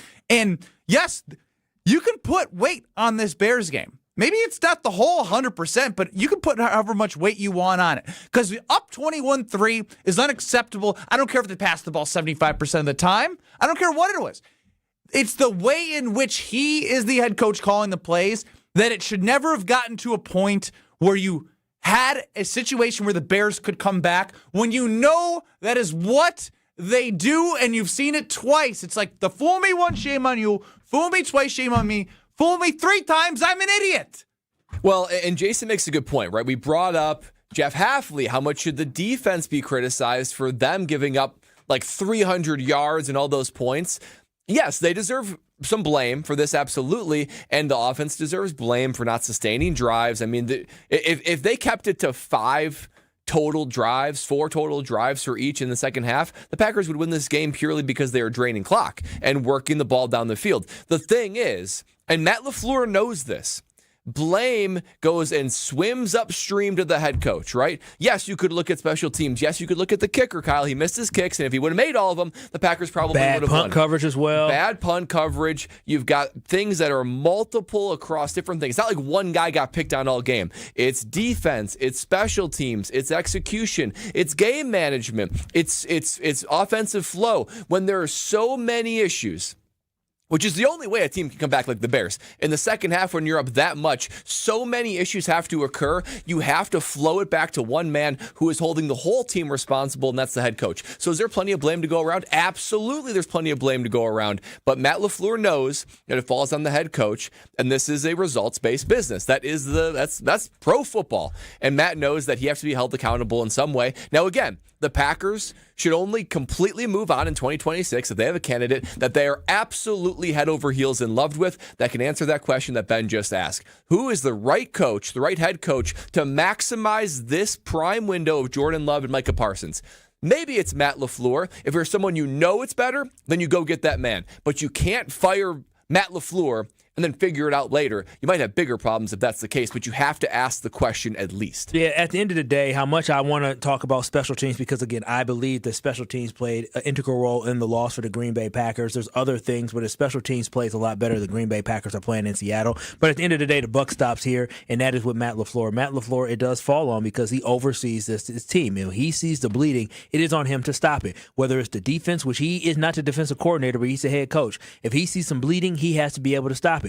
Offensively, he sees something not going right, he has to be able to get that momentum going. He needs to understand that everything that happens on that field falls on him, and he's not going to deflect or anything else. He's going to take that full burden, that full responsibility. So I know there's a lot of different areas that we can point fingers at, but at the end of the day, it falls on Matt LaFleur for not being able to find a way for his team to win that game on Saturday. For Matt LaFleur not being able to find a way to move the chains in the third quarter to eat the clock up and to score. It is on Matt LaFleur for his quarterback taking shots to the end zone on their second to last drive where they threw it to Luke Musgrave, and I think the other one, Romeo Dobbs in the end zone, taking those shots like that. It is on Matt LaFleur for calling a timeout, and out of the timeout, having a delay of game. And after the game, when you ask Jordan Love, he can't even get an answer for what happened. That all falls on Matt LaFleur. So how much I'm talking about, I want to bring Matt LaFleur back, he still will take the fall for this game. Laveril in Milwaukee, you're on the Carbless Talking text line with KBN. Hey, how's it going, fellas? Yo. Doing all right. What's that? Hey, thanks for accepting my call. It's actually Laveril, but I got you. So Laveril. I'm sorry about that. Yeah, no. So I hear everyone, and they're just bagging on Matt LaFleur, right? And I get it. Like, you have to direct the blame somewhere. But if you talk about teams that have gone on to win the Super Bowl, you have to have a defensive player that takes ownership. The Packers went out and got Micah Parsons from the Dallas Cowboys, but he went out, and there was no one to fill that void. So I understand that you want to place the blame on Matt LaFleur, but what I personally believe is that without a star defender to change the game, change the outcome of a second half of a football game, you're not going to go far into the playoffs at all. And this is coming from like any of the recent Super Bowl winners, where you talk about like Brandon Graham with the Philadelphia Eagles, or Chris Jones with the Chiefs, or Aaron Donald. Like, there's definitely an impactful interior defensive lineman that does help teams get to the Super Bowl. I think the thing that I go to, and it's good that you bring it up, is I don't care if there's Micah Parsons or not. The loss is unacceptable in the second half. It is, and like I completely agree. The minute Micah Parsons got injured, you kiss goodbye to all Super Bowl odds, right? You kiss goodbye to them.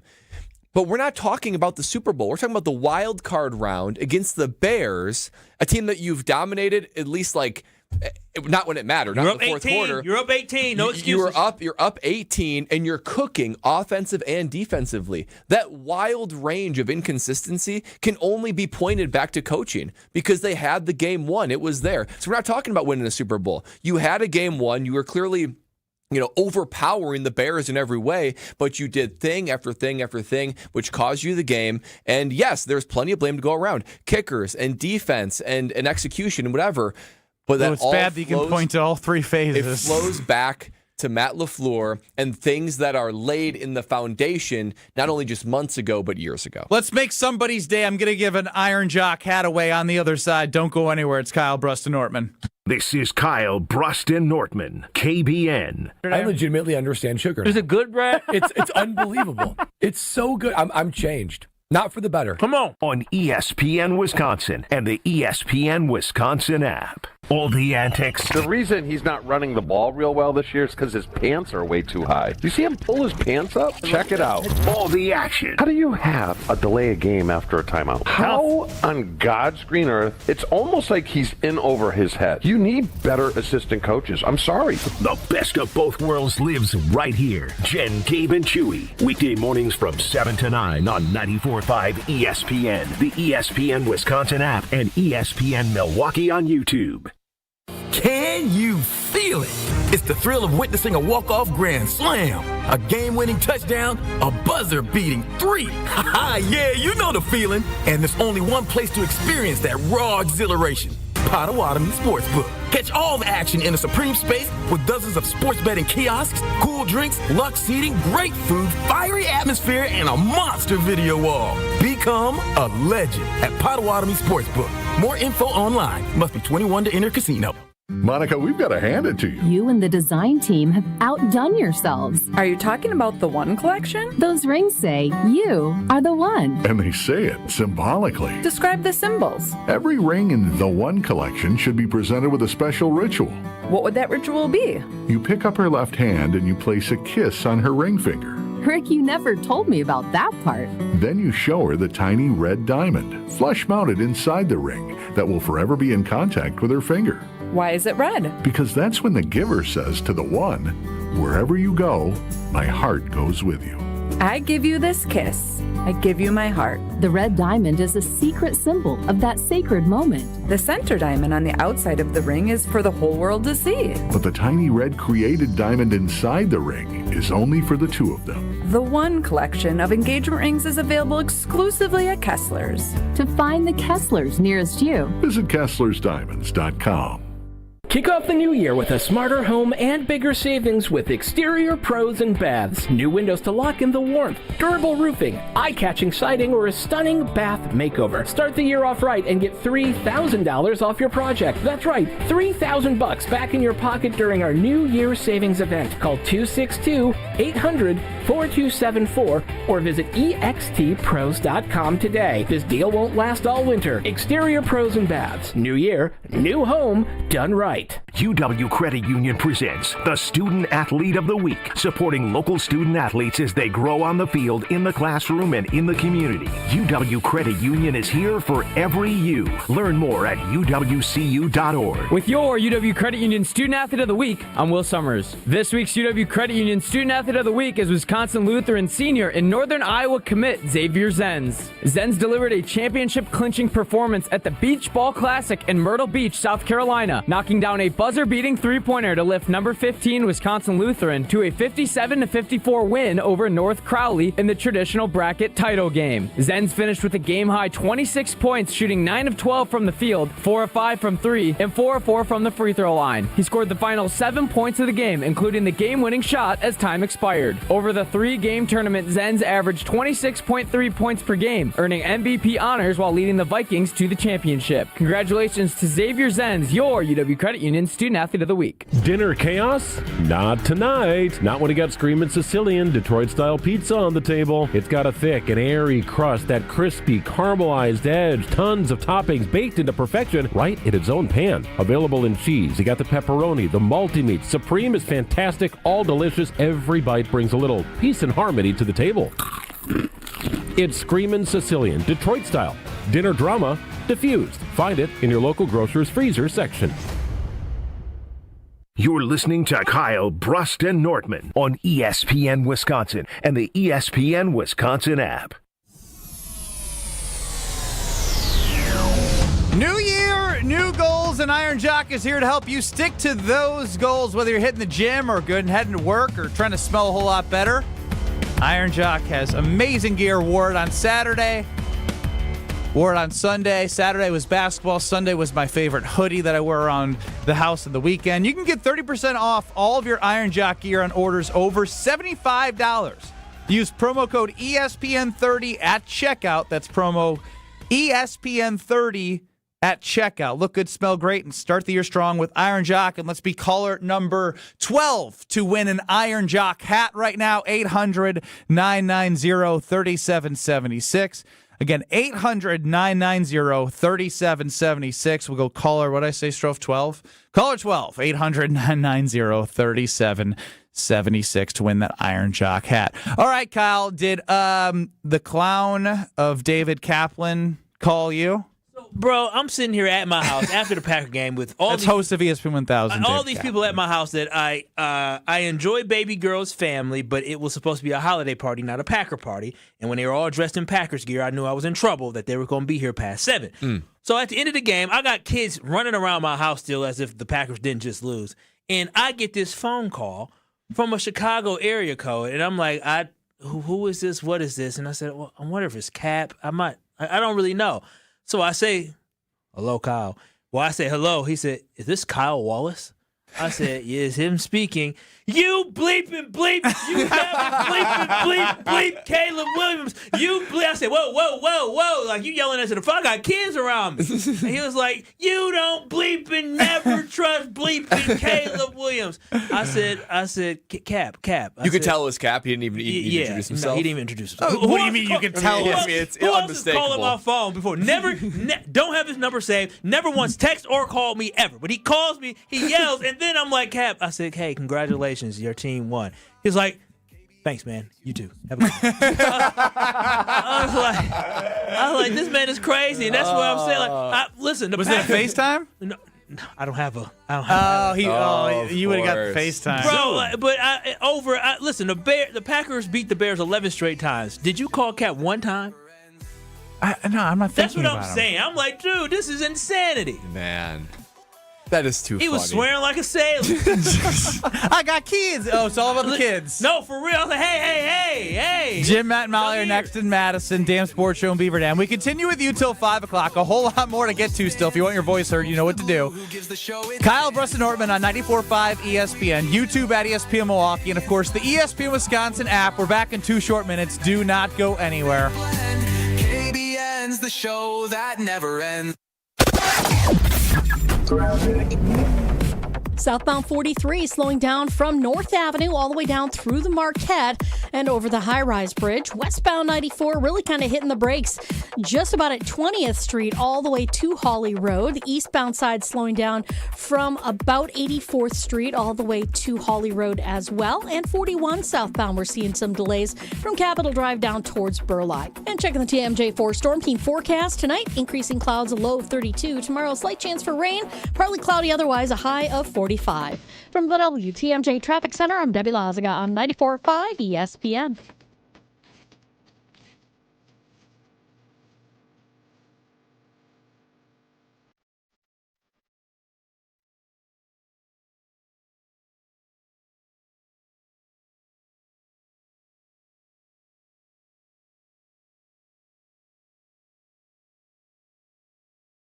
Your New Year routine just got a major refresh thanks to Carbless. Staying mindful, Carbless has 0 sugar and 0 carbs. Watching calories? We've got you covered. Still want something bold and delicious? Well, that's our specialty at Carbless. Whether you're out celebrating or settling into post-holiday goals, Carbless keeps things light, fun, and completely guilt-free. Start your 2026 with flavor and no compromise. Celebrate the new year with bold flavor, 0 guilt, and a drink that keeps things light. Happy New Year from Carbless. Let's make your new year feel flawless. Life's better with American Family Insurance because we know you love working weekends. If it means working on your dream home, both inside and out.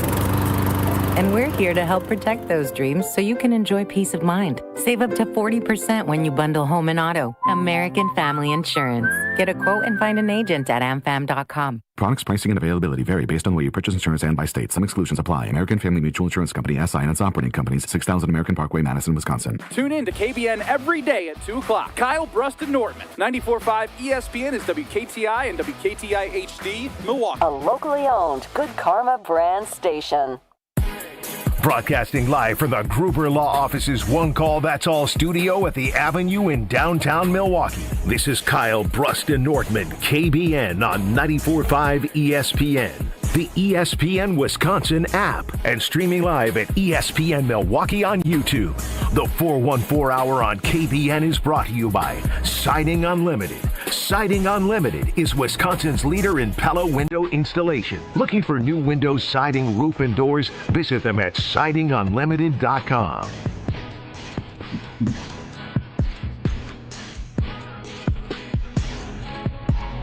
It's the 414 Hour at 4 on KBN. I don't hit the damn mic with my lip. It's just getting worse. I done got some bacteria infection from this damn thing. Good to see Jason J. Wilde in the YouTube chat. Be careful out there, Jason. YouTube at ESPN Milwaukee, at ESPN Madison. It's Kyle Brust Nortman with you till 5 o'clock, leading you into the Homer Hour. I'm Ben Brust alongside Kyle Wallace and Brad Nortman. Alex Strofe doing a pretty good job running the show. Have I cracked my mic yet today? Have I said anything? That's on the why show you're doing a pretty good job. That's why it's been a great show from you. Or maybe at the start of the show. You know what? Give me a Strofe minute. Hit the timer. Strofe minute. 2 hours of KBN. Yeah. Give us what you got, buddy. All righty. Hold on 1 second. Strofe really Strofe down from pretty good. Strofe really switched up on Matt LaFleur real quick. So here's where I'm at. If you want to make the case for firing Matt LaFleur, I'll hear it. And I understand why one would make it. To see in another embarrassing meltdown in which you look like a different team that played in the first half on that stage of the wild card end of the playoffs, I can hear it. I don't think long-term it's a wise decision right now to move on from Matt LaFleur. I think he's earned at least another year just making the playoffs 6 of 7 years. It's so hard to win in the NFL, and he's consistently done it no matter who's playing quarterback for him, whether that be Aaron Rodgers, Jordan Love, or freaking Malik Willis. So he deserves credit in that capacity. However, he can't win the big game. And it's starting to get to a level of concern for me where I go, will he ever win the big game? The only coach that's gone 7 years with one team and then won a Super Bowl is Bill Cowher. Pretty good company if Matt LaFleur is able to win the big game, but it's Super Bowl or bust in 2026 as far as I'm concerned for Matt LaFleur. That is 60 seconds. Was it actually 60 seconds? 60 seconds on the dot. Clean. That's Alex Strofe. Again, if you want to get something off your chest, Strofe will work the phones at 800-990-3776, the Carbless Talking text line. Brent, I see you've been holding. We'll get to you on the Carbless Talking text line. You are Team Kyle, so let's hear it. Yeah, I am. I think we're overreacting just a little bit. We're close. I mean, if it wasn't for some injuries and some horrific special teams, we'd still be playing right now. But I think who helped me the most with this was Kyle. Yesterday, you were very level-headed yesterday morning. I woke up sad and ready to wanting LaFleur gone, and you were just very level-headed on the whole thing. And I think we're close, and maybe this is that moment that gets us over the hump, because we all agree that we were not going to the Super Bowl this year. That's the ultimate goal. I could care less. We beat Chicago, big deal. We lose the next round, okay? Maybe this is what needs to happen in that organization to wake them up to realize, hey, we're close. We just need an attitude adjustment maybe. I don't know what it is, but maybe we're close. And I don't want to give up on it yet. We're close. What's one more year? Maybe we win it next year. We go on a great run. Hey Brent, I think it's an interesting perspective. Again, there's going to be a lot more, I'm sure, now that I've reopened the phone lines that feel differently. But the only thing I will say is it keeps coming to, if it wasn't for this, this, and this, right? How many times do we talk about a game in which the Packers lost where we're pointing to this, this, and this? That's where I get like kind of sick of having the same conversation. But that being said, I do like his point.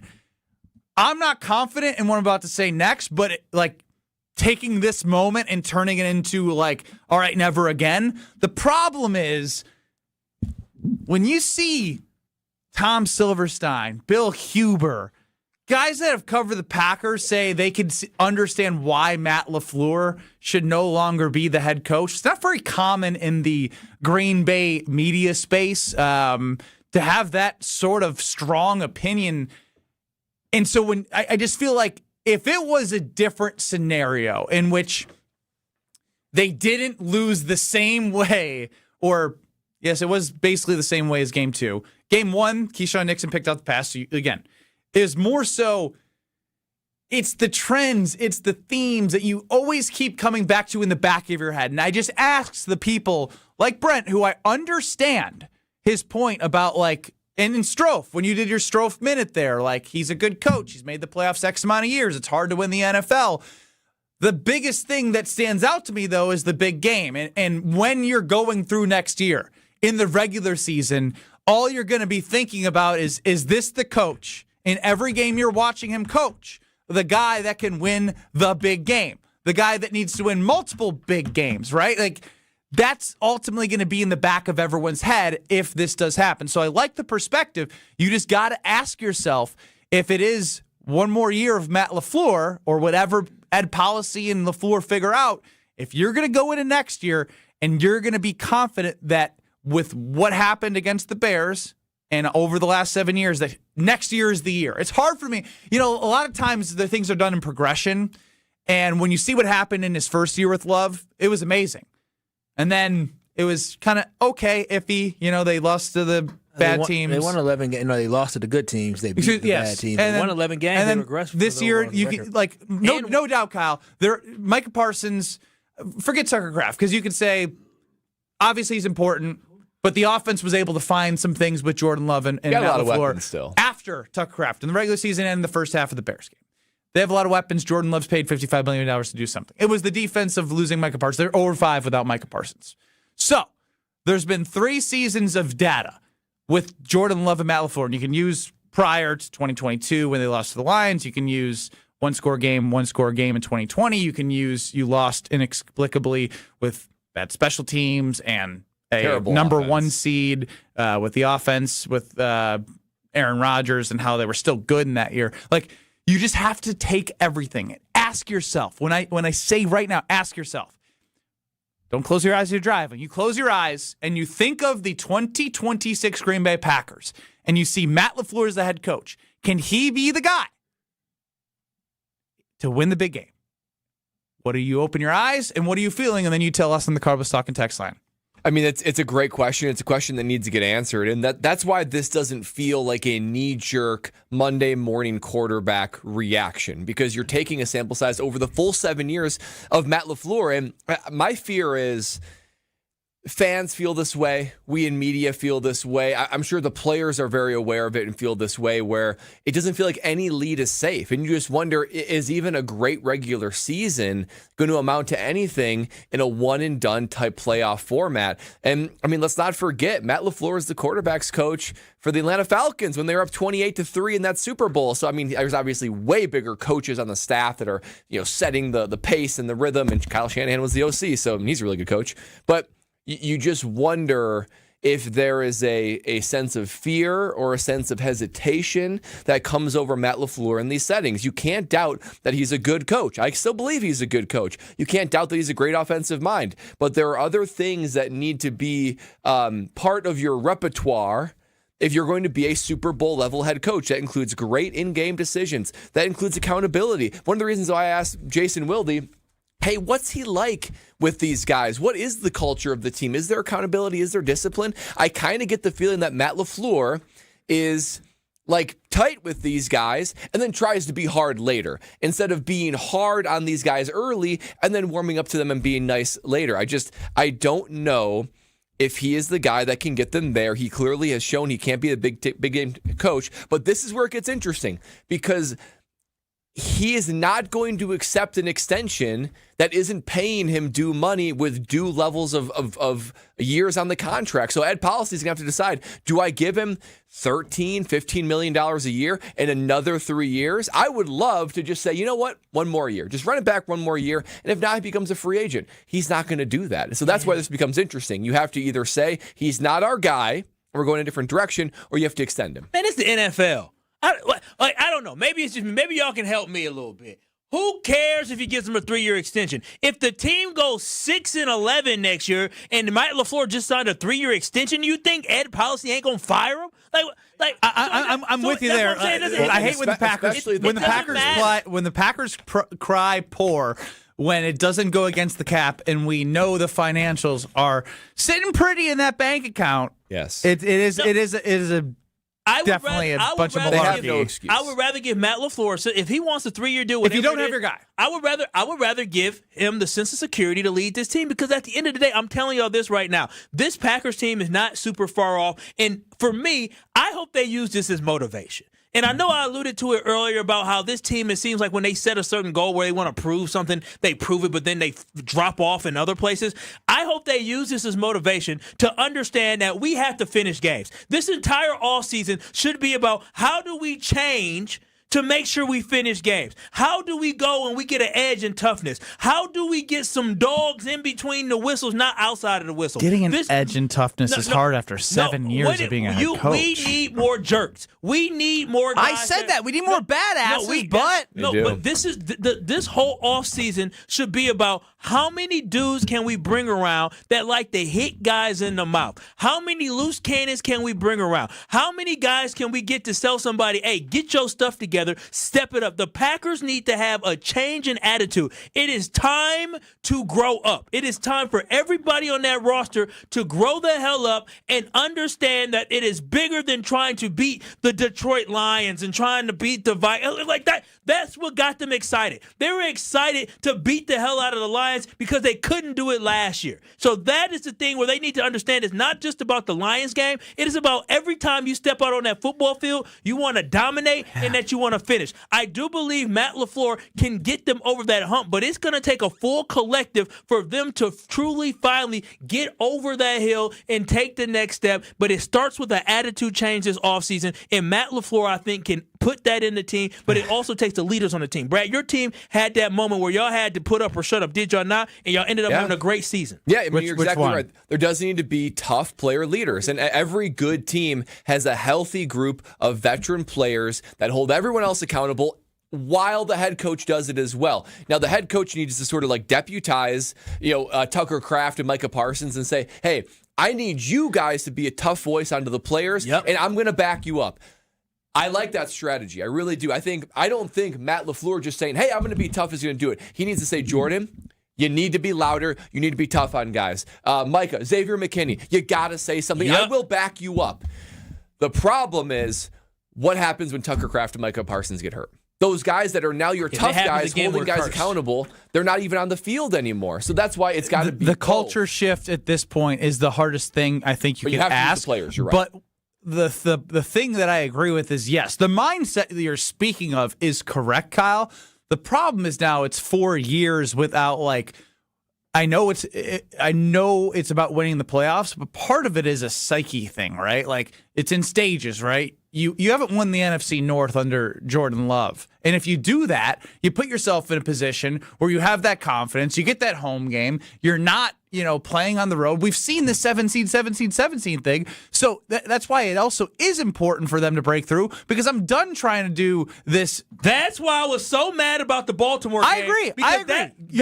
You should have a gripe about that. That was how much did we talk about how the Bears are likely to lose those last two games? Listen, that game to me showed me that this team did not care about winning the NFC North. There's no way that you have the opportunity to win the NFC North and you go lay an egg like that. That was not the Green Bay Packers team that we have saw throughout this season. The majority of their losses, minus the Vikings game, which we really don't count because that was literally the backups. The Packers only lost by a score, 3 points, a touchdown. Like, they competed in every single game. That was the big embarrassment, where you had everything still out in front of you after losing to the Bears the way that you did, and you laid that big egg on Saturday night. That was probably the most disappointing game of the season for me, because that team didn't show fight. It didn't show heart. You win that game, and then you beat Minnesota. Now you're in Lambeau on Saturday night, and maybe you have a different outcome. But that right there falls on Matt LaFleur not making sure that these guys are up and ready to go every time they get the opportunity to play a game that they love. Alicia in Racine, you're on the Carpus Talking text line with KBN. Hey, guys. I'm a little sick today, but I had to call in and say I totally agree with you. They need to be more smash mouth. They're not tough enough, and Matt LaFleur is playing modern parent. He wants to be their friend and hang out with them and have them like him and everything, instead of discipline their ass. Their butt. You're fine. Getting them to play hard and be men, He can't be their pal all the time. Yeah. Somebody's got to make them step up, because they just can't close. It's like I've been saying all the time. They can get the F and the B, but they never get the I. Yeah. Yeah. Huh? Alicia, I don't know what that means, but Alicia, did you ever whoop kids? Did you put on the belt? Okay.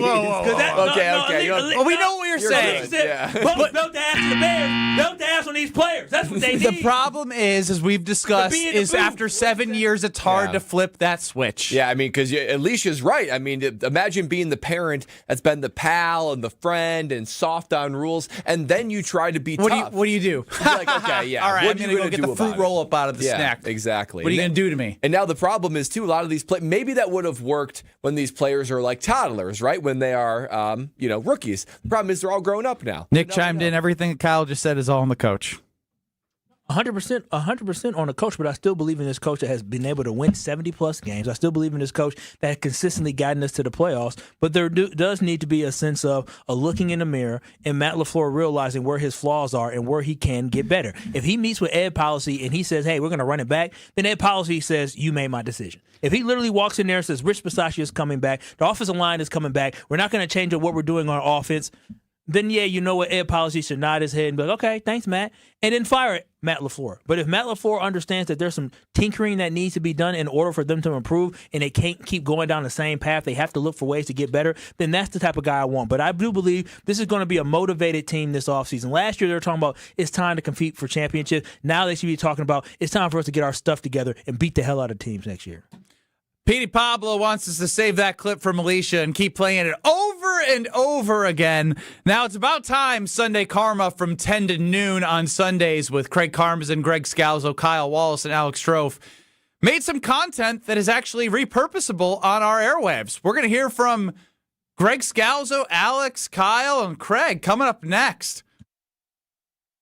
You're listening to Kyle, Brust, and Nortman, KBN. And you're disrupting my flow. No, your flow. Dang nabbit. Dang nabbit, I had a good flow. Gee golly willikers. On ESPN Wisconsin and the ESPN Wisconsin app.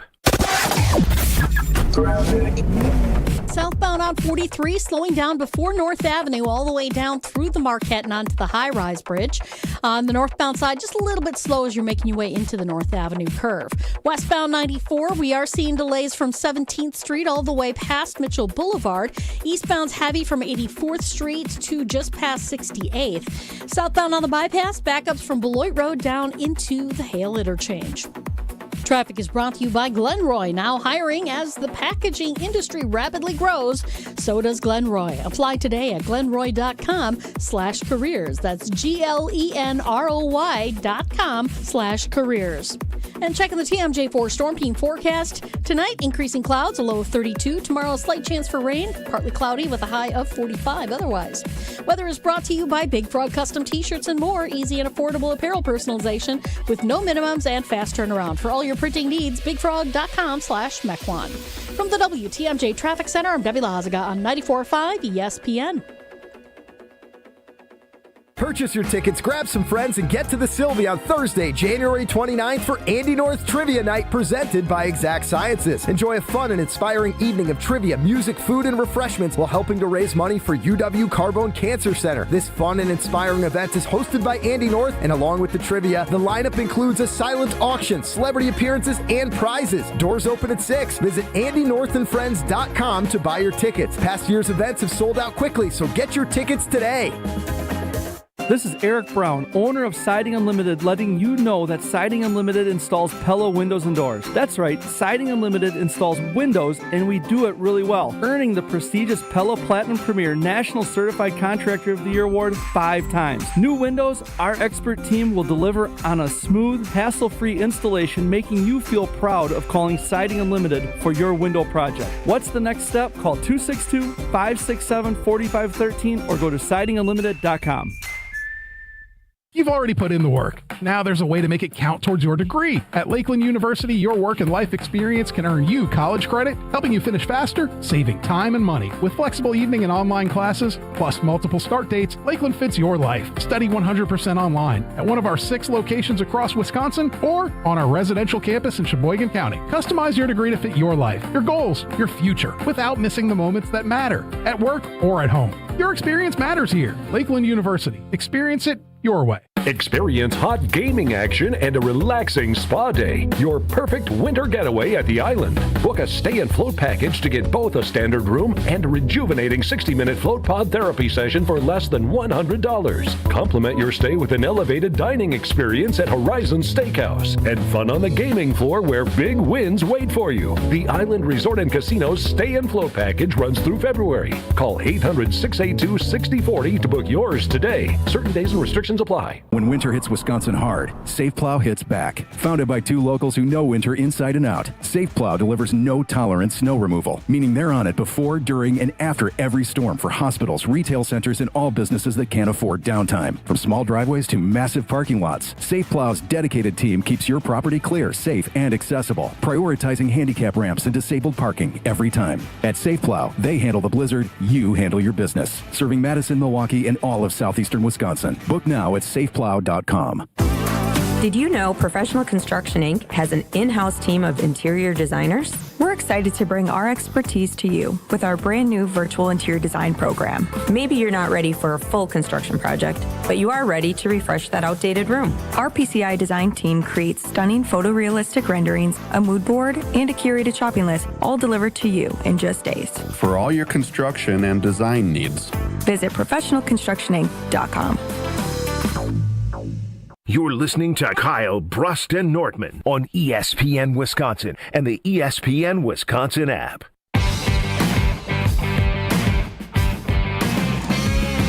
Oh, as all these pro athletes get ready for the offseason, they're getting their bodies right, making sure any pain they have is gone out the window for 2026. And you have to do the same with my friends at QC Kinetics. QC Kinetics is the nation's leader in regenerative medicine, and they're right here in Milwaukee. So those achy knees, hips, shoulders, and back, wherever it is that it hurts, QC Kinetics will give you a personalized plan to a pain-free life, getting you feeling better, stronger, and feeling like 2026 is the best year yet. Go take advantage of their cellular therapies and get your free consultation and give them a call today. 2026 could be your best year yet and most pain-free, most importantly. Give them a call at 414-240-2298. That's 414-240-2298.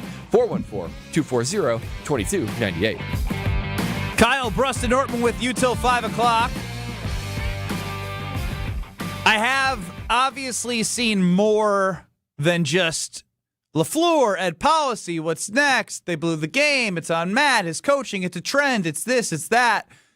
There is a name that has come up quite a bit, and I think it's probably important that we bring him to light, and that's Jeff Hafley, and he was a part of a conversation on Sunday Karma, 10 to noon across ESPN Wisconsin. Here's what Greg, Alex, Kyle, and Craig Karmazin had to say.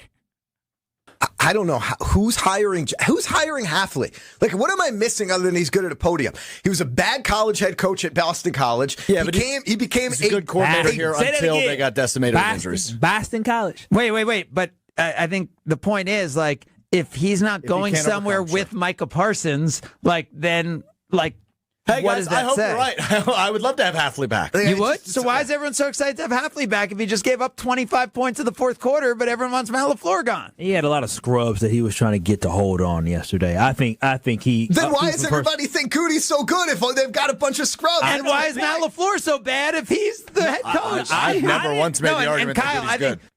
And everybody's losing their mind. Ooh, that's a fun show. It's chaos. That is a fun show.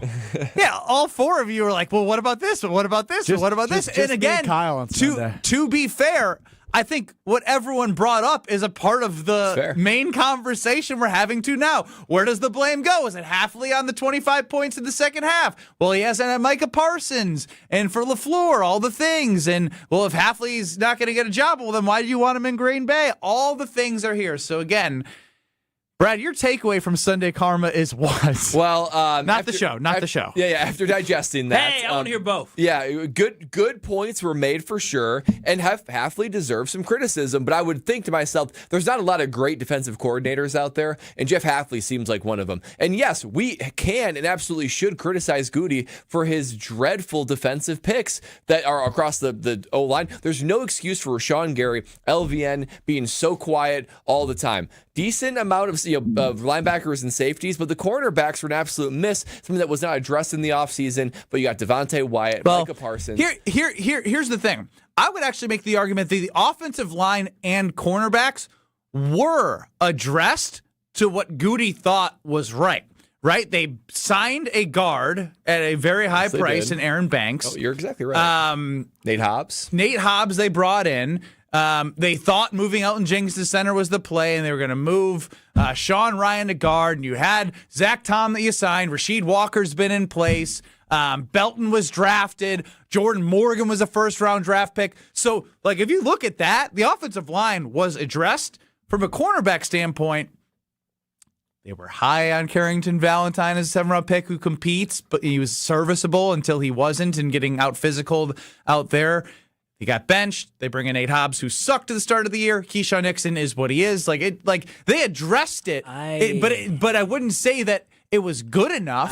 He signed Nate Hobbs to a big contract. He stinked. They play physical. They play hard. He sums them up well. The problem is if you don't have a balanced second half, they get gassed. And whose fault is that? Are they not running enough in practice? That's probably not it. There's a level of size and toughness that they can't sustain over long terms. So you see the teams like Baltimore Ravens and the Chicago Bears start to expose their toughness, and even the Denver Broncos in the second half. Something happens in the second half, both adjustments made and just physical exhaustion that this defense can't keep up. That's partially injuries. That's partially personnel on Goody. That's partially putting your guys in the right spot if you're Jeff Hafley. Listen, you got all these first-round picks that Goody has had, and the only first-round pick outside of Jordan Love, we know he's a stud. He's a star. But outside of Jordan Love, the second best first-round pick that you had was damn Matthew Golden yesterday, and that was his first time. Jordan Morgan didn't step up. Lucas Van Ness popped a little bit. Quay Walker was fine. Actually, it looked like Jordan Morgan had a pretty good game. He only allowed one hurry.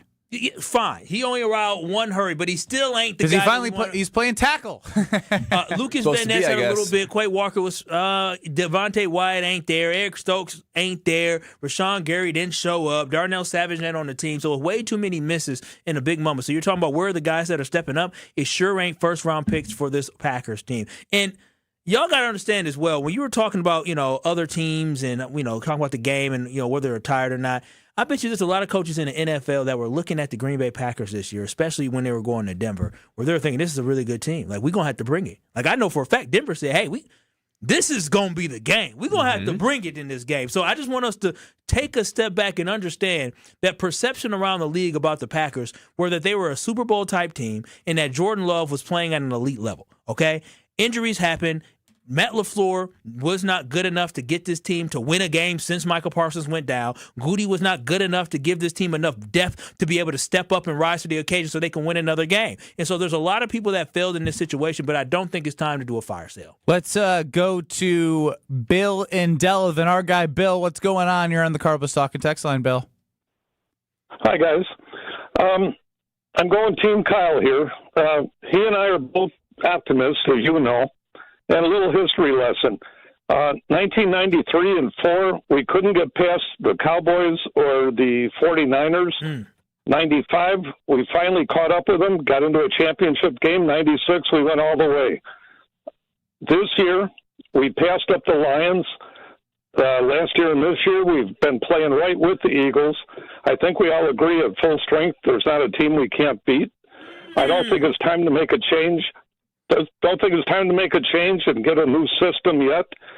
And if you look at it, we went to Super Bowls 1 and 2. We went to 31 and 32. Why not go to 61 and 62?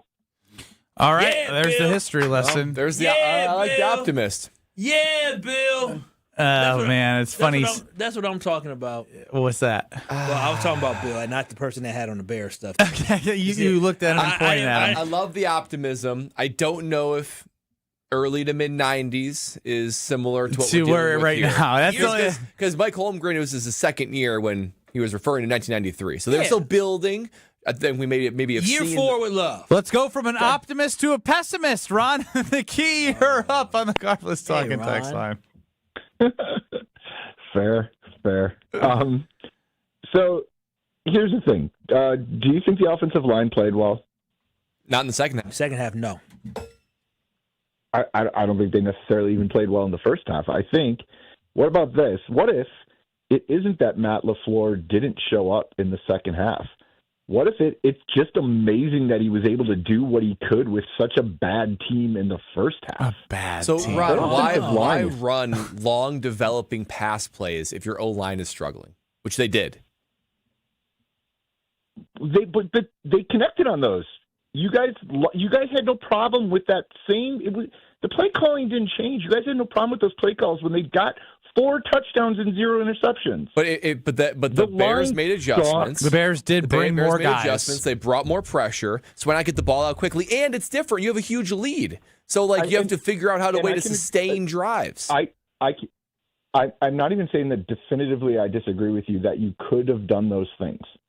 I'm just saying, in the end, players win. This whole, we want a more hard-nosed coach. Why did they get rid of your guy, Coughlin, Brad? The same reason guys get people that don't, when a hard-nosed guy stops to winning, then they want the players coach. When the players coach stops winning, then they want the other side. When the defensive coach doesn't win, they want the offensive coach. It's just a pendulum that swings back and forth. All right, well, what's your solution, Mr. They're not good enough? What? There is the solution is only one team ever wins in the NFL. And unless you have somebody that you know is better, just live with it. Just live with it. Just making nothing like somebody telling a fan who wants to do more with what they have just to live it. Just live with it. Just live with it. Be okay with blowing the 21-3 lead. Be okay with blowing the leads that they had. Be okay with the decision making you did in 2020. Be okay with losing in 2021 with Aaron Rodgers as a number 1 seed. Be okay with losing the de facto playoff game in 2022. 2023, no gripes. 2022, it's an okay season. Injury, a little Jordan Love. This year, how did your team respond from a culture standpoint? There's not a lot of coaches out there that have titles that are coaching, especially with the original team that they came with as well. No, look, I hear you. I hear you.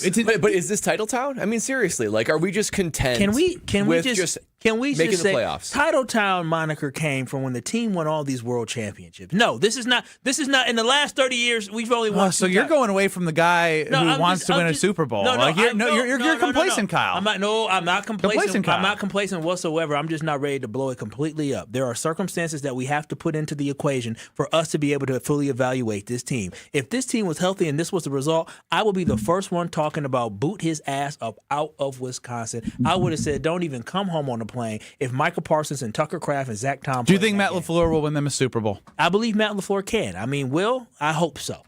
I can't speak with conviction with anything. Look at Kyle Shanahan out in San Francisco. 0 Super Bowl titles. But he has knocked on the door many times. That's not even close to the same thing. But that's not winning. League's difference between Shanahan and that's not winning. I agree. Shanahan is a better coach than Matt LaFleur. But Matt LaFleur is in the realm of being a top 10 NFL coach. And so I'd rather have a top 10 NFL coach than a guy who I don't know what I'm going to get. Unless there's some hot up-and-coming guy from some explosive offense that I'm missing right now, then no, I don't want to move on from Matt LaFleur. There is no Ben Johnson out there this year. There is no Liam Cohen out there this year. You need a home run. We made fun of Duval, but the Tampa Bay Buccaneers scored a lot of touchdowns. They scored a lot of touchdowns. Baker Mayfield looked like an MVP-type candidate under Liam Cohen. Where is that guy at this year? If there's a guy out there, then sure, I'll take him. But right now, that just doesn't seem to be the case. It's up to Ed Policy. We're all going to find out together. This will be interesting, and we'll go through it all together.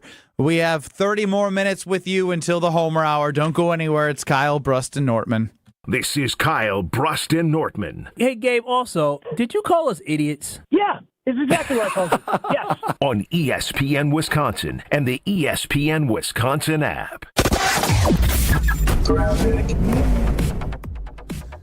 Westbound 894 is going to be slow out of the Mitchell interchange all the way past Loomis to about 58th or 51st Street. Then we've got southbound on the bypass, heavy from Beloit Road down into the Hale interchange. Westbound 94, watch for delays from about 25th Street all the way to about Mitchell Boulevard. On the eastbound side, seeing a little bit of a pocket of heavy traffic right past Barker Road, and then again from 84th Street almost to Hawley Road. Southbound 43 slow from North Avenue down through the Marquette and over the high-rise bridge. Traffic is brought to you by the Milwaukee Bucks. This Thursday, you can buy one, get one free ticket to an upcoming Bucks home game, courtesy of ESPN Milwaukee. Tune in Thursday for details on how to get this limited ticket offer. And check the TMJ4 Storm Team forecast. Tonight, increasing clouds, a low of 32. Then tomorrow, a slight chance for rain, partly cloudy skies with a high of 45. From the WTMJ Traffic Center, I'm Debbie Lazaga on 94.5 ESPN. Rick, tell Sarah about the practical joke you came up with. Okay, Sarah, this is really great. Are you ready? Rick, I'm always ready. I walk around in a constant state of readiness. A man buys a woman a pair of diamond stud earrings from Kessler's. So far, this doesn't sound like much of a practical joke. Be patient, he's not done yet. And then on her birthday, or Valentine's Day, or Mother's Day, or Tuesday, he sneaks them out of her jewelry box and replaces them with a larger pair. Well, as practical jokes go, this one sounds delightful, but it also sounds expensive. No, he bought them at Kessler's, remember? When you buy diamond stud earrings from Kessler's, And we have them for $180 to $24,000 a pair. you always get 100% of the price you paid when you trade up for a larger pair. He just pays the difference? He just pays the difference. I love practical jokes. When do I get my first pair? For the Kessler's nearest you, go to Kessler'sDiamonds.com. Can you feel it? It's the thrill of witnessing a walk-off grand slam, a game-winning touchdown, a buzzer-beating 3. Yeah, you know the feeling. And there's only one place to experience that raw exhilaration.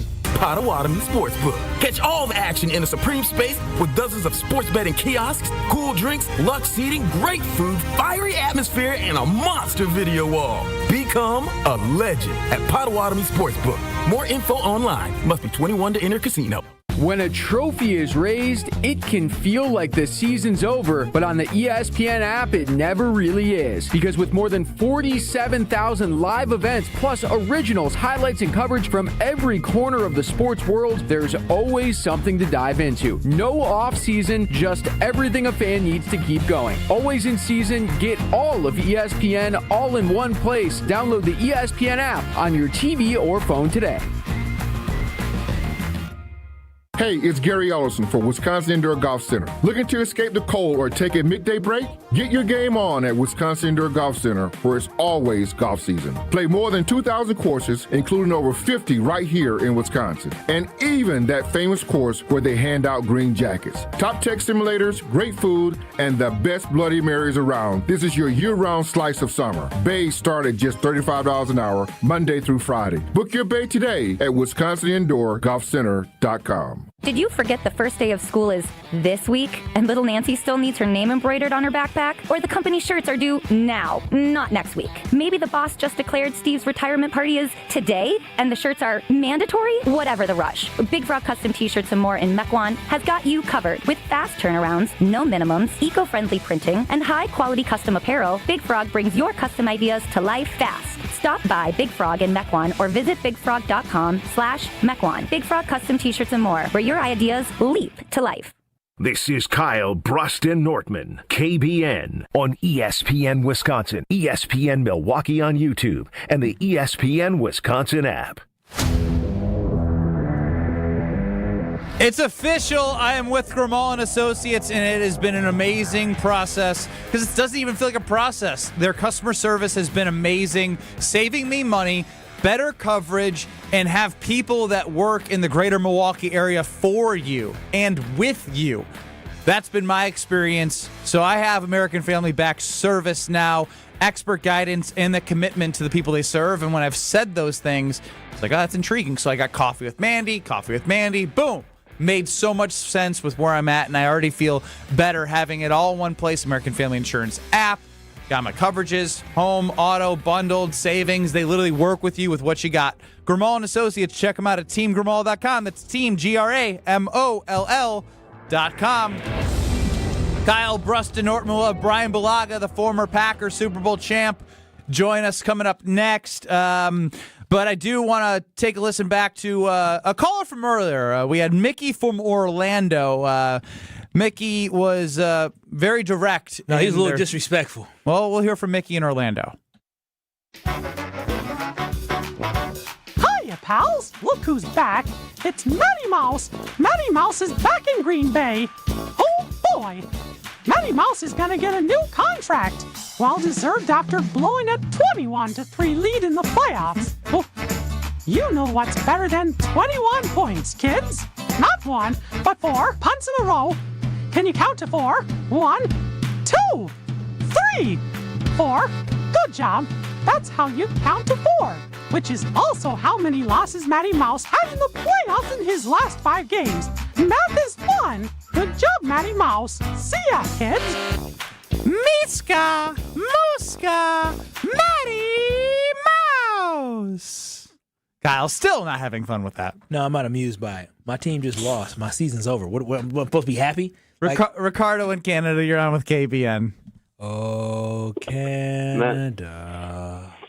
Man, that was pretty disrespectful. You're gonna get banned one day from going to 1265 Left. I already am. Yeah, can I just, I'm right there with you, Ricardo. I don't stand behind that. But listen, Kyle, I appreciate you and your passion. And you know I'm the biggest optimist. I'm green and gold until I'm 6 feet under. But man, you're trying to get pink. There's no way we can continue with Matt LaFleur. It's not how you lose.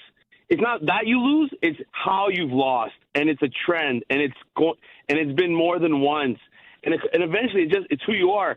It's run its course. It's literally just run its course. Ricardo. Don't give me this stuff about we're gonna get healthy next year. Listen. We had a team good enough to win this year. Don't give me that. Our quarterback is top 5. We have good wide receivers. The defense held them to 9 points until the fourth quarter. Yeah, so but the defense wasn't going to be able to hold on enough to win a Super Bowl, Ricardo. This team wasn't winning a Super Bowl this year. You got to have horses. I didn't need the defense to pitch shutouts. I needed them to get stops, and that's what they did. They got stops until eventually the offense decided to stop playing. Yeah, I'm with you. In the third quarter, give me 6-7 points, 8 points. Give me more than 1 3 and out, 2 3 and outs. Like enough is enough. Give me drives longer than a minute. And then not only that, it's the decisions that were made. Everyone's talking about first round draft picks. Let's look back at this. Matthew Golden, probably the best player, played Saturday. He only plays because Bo Melton's hurt.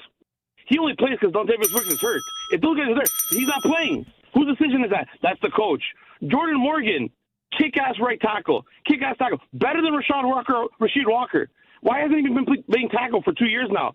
What are they watching? Let's put him at guard. And Anthony Belton has been fantastic at guard. He should have been playing from the beginning. Sean Ryan, he's a pretty good center. He's not world class, but he's been pretty good. Why did we not think about this last year or 2 years ago?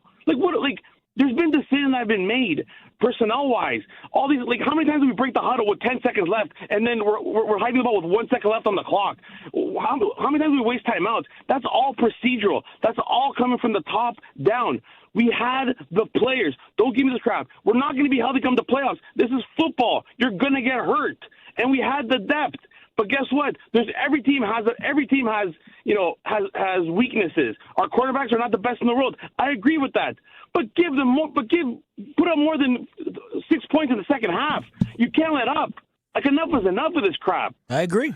I think that's fair from Ricardo. Again, everyone has their chance to have their voice heard here on the Carbless Talking text line. Brad, you going to wash some of this stank off us? Yeah, I'm going to have to wash it off. And the only place to do that is at Tsunami Express. A little dusting of snow over the weekend. It's more salt on the road. That means more salt on your car. Tsunami Express is here to give you that premier top-of-the-line wash, T2 with graphene, the best wash package possible, and make you look good, make that car feel like you just drove it off the lot. And if you want to kick the tires, literally, on Tsunami Express's car wash, then you can be able to get a free championship-level car wash. That's right, absolutely free if you're a new member and you go to tsunamiexpress.com. You're going to be able to experience the car wash loaded with gloss, protection, all the extras, free vacuums and detailing tools, all for a free car wash if you are a new member at tsunamiexpress.com. You're going to love it so much, you're going to become a member like me. So you can go every single day for that unlimited car wash, all for one low monthly price. So if you want to get that car looking good and feeling good, go to Tsunami Express Car Wash, where you can wash, chill, repeat with Tsunami Express. Bryan Bulaga, the Super Bowl champ, joins us. He played under Matt LaFleur. We'll get his perspective next.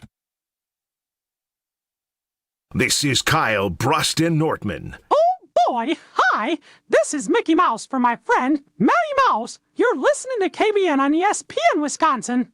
On ESPN Wisconsin and the ESPN Wisconsin app. All the antics. The reason he's not running the ball real well this year is because his pants are way too high. You see him pull his pants up? Check it out. All the action. How do you have a delay a game after a timeout? How on God's green earth? It's almost like he's in over his head. You need better assistant coaches. I'm sorry. The best of both worlds lives right here. Jen, Gabe, and Chewy. Weekday mornings from 7 to 9 on 94.5 ESPN, the ESPN Wisconsin app, and ESPN Milwaukee on YouTube. 4 years. That's enough time to earn a college degree, to serve a full term as a president, to train for something big and become someone new. You bet, and get 0% interest for 4 years at Pella Windows and Doors of Wisconsin, so you can invest in your home and in life's biggest moments. With exclusive features and customizations, Pella offers the highest quality products at a price you can afford. Aim high when setting your New Year's resolution and imagine what you can do in 4 years when you finance your home project with Pella. Visit PellaWI.com today. Strong mind, strong body, and strong communities. That is what you need to know about the Princeton Club, and that is what you can achieve at the Princeton Club of New Berlin. When you walk in there, you will feel completely motivated to better yourself just like everyone else is doing. I've done personal training. They have saunas. They have workout classes. They have basketball courts. They have indoor-outdoor swimming pools. It all starts with a tour. Check it out. You're going to fall in love. Free childcare with the membership, open 24/7. Check out the Princeton Club of New Berlin. Get your tour and take that small step to a bigger journey for a better tomorrow. That's at theprincetonclub.net. My husband's an animal in bed. Well, you know. Not in the fun way. Think warthog. With a chainsaw. Snoring and sleep apnea affect over 90 million people, and 1 out of 4 couples sleep in separate rooms. Advent can help. We've been Milwaukee's one-stop solution for nasal congestion, snoring, and sleep apnea for over 20 years. Unlike many other practices, we focus exclusively on these conditions, so you get comprehensive care under one roof. Advent's unique approach can help you breathe and sleep better, and many avoid a CPAP. Plus, most insurance is accepted for our effective 20-minute in-office treatments. Hey, the only animal you want in your bed is your dog. Advent. Sleep better. Sleep together. Learn how you can improve your life at adventknows.com. We know exactly what you're not thinking about right now. Wiper blades. But now that you are, take a moment to think about how Rain-X is the #1 brand of wiper blades in America. Why? Because Rain-X thinks about wiper blades all the time. We obsess, so you don't have to. Simply install our blades and then think about literally anything else. So choose Rain-X, America's #1 wiper blades, and then go back to not thinking about wiper blades. Rain-X. Outsmart the elements. Let's go! You've still got it, but your immune system weakens as you age, making it harder to fight flu, pneumococcal pneumonia, RSV, and COVID-19. Ask your doctor or pharmacist which vaccines you need. Sponsored by Pfizer. Having a tough time paying your bills? Learn how to reduce your credit card debt to a fraction of what you owe. Call the Debt Helpline now for free advice. 800-329-9912. 800-329-9912. From the biggest plays on the court to the comments made in the locker room after. An in-depth recap of every Bucks game. In 6 minutes. No more, no less. Bucks in 6 on the Bucks Plus Audio Network. If you missed any of the game or just want to relive the biggest moments, Bucks in 6 provides game recaps every morning after. Hear the high-flying dunks from Giannis or the deep threes from Miles Turner. And catch the comments post-game about what happened on the court. Bucks in 6 on the Bucks Plus Audio Network. Find it now on bucks.com/plus or on Spotify, Apple, or wherever you get your podcasts. You're listening to Kyle, Brust, and Nortman on ESPN Wisconsin and the ESPN Wisconsin app. Bucks fans, you buy one ticket and ESPN Milwaukee buys the second one. That's the kind of math that we like. This Thursday only, grab Bucks buy one, get one tickets for select upcoming home games with seats starting as low as $20. Watch the Bucks take on some teams later in the month and in early February with this buy one, get one ticket offer, including games against the NBA champs Oklahoma City, Dallas, Chicago, and more. But hurry, the deal is Thursday. Tune in Thursday at ESPN Milwaukee for details on how you can score a buy one, get one ticket offer to an upcoming Bucks home game. Joining us now on Kyle, Brust Nortman is the Super Bowl champ, the former Packer, played under Matt LaFleur. Bryan Bulaga, what's going on? Not much. How we doing, guys? I will just toss it to you almost Homer style from a Green Bay game night post-game show standpoint. Bryan Bulaga's opening statement of everything that he saw against the Bears. I mean, I saw a little bit of everything against the Bears, unfortunately, and it was the wrong game to see a little bit of everything, unfortunately, right? I mean, you saw a great dominant display, right? And I was actually shocked the display that we saw in the first half. I mean, it was remarkable how well they played, how well the offense looked, how well the defense looked, and then the second half. It's not that I come out and say that, oh, they didn't make any adjustments or this or that. I mean, why would you make adjustments, right? I mean, at that point in time, you don't make adjustments. You continue to go with what's working, and then you have to counter what their adjustments are, right? And I feel like right from an offensive standpoint, right when you saw the Bears come out in the second half, it was just pressure. Right, it was 5-6-man pressures. They were bringing run blitzes. They were bringing obviously pressures and passing, and the offensive line just couldn't handle it. The protection, they just couldn't pick up what Chicago was throwing at them. And when you stall out like that in the third quarter of a playoff game and continue to put your defense back on the field that quickly, something's going to give. Right, something is going to give, and it gave. And by that time, and I've said it so many times, and maybe people don't believe me on it, maybe you guys don't believe me on it, and that's okay. The minute things start to swing in a playoff game in a momentum shift like that, it's almost hard to gain it back when you're on the road. It's almost hard to get the momentum back in your favor. It's unlike regular season games where you can normally right the ship and things can get settled. Playoff games are different. The minute you start losing that momentum, things change. And it changed for them in the third quarter, probably the second drive in it, and they were never able to get it back. And from a special team standpoint, that's a kick in the gut every time one of those don't go in from a field goal. And the momentum just continues to tilt one way. And by the time we got to the middle of the fourth, I didn't have too much confidence that that game was going to be won. Even after the touchdown. That's crazy. But Bryan, even after the touchdown. I do want to know, but so whose responsibility is it to stop the bleeding? Is that Matt LaFleur, or is that Jordan Love as the quarterback of that team, or whether it's Xavier McKinney on the defense? Whose responsibility is it for say, we got to stop this bleeding, we got to make a play? Yeah, I mean, well, it comes to make the plays, it's the players, right? I mean, and the coach's job is to put them in the spots to make those. And I think you could pass the blame around to everyone in this one, right? This isn't a one person blame game here. I think this goes to all of them, right? Because if you're just going to place the blame on the coach, that's okay. If that's the way you want to go, and that seems like that's the way a lot of people are wanting to go, that's fine. But then we're excusing what actually takes place on the field. Then we're excusing that, and we're saying that's okay. That was fine. They're they were playing the same way. It's just they didn't get put in certain spots. And I don't know if that's completely true.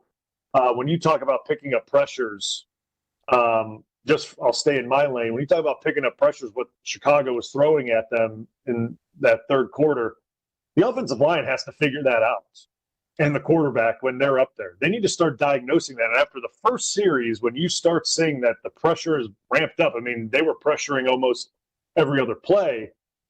You need to figure that out as a group. And they did not figure that out as a group. Listen, there's only so many protections in a game, like in an offensive scheme. It's 2-jet, 3-jet, scat. Then there's some 7-man protections. Like, the blocking schemes aren't changing. Like that, I mean, it's not like this is getting crazy here, but you have to figure that out as the guys that are playing. Like, you have to figure things out based on your rules and pick up the protections based on what you see from the defense. And I'm going to be honest with you. When you're breaking the huddle at 10 seconds, you don't have time to evaluate that defense and make proper line calls, and you don't have it. Like, as well as Sean Ryan has played, which I think he has, I think he's played well. it's hard to put that pressure on the center that hasn't been doing it for as long as guys that I got to play with, like Wells and Corey, that can identify things really quick.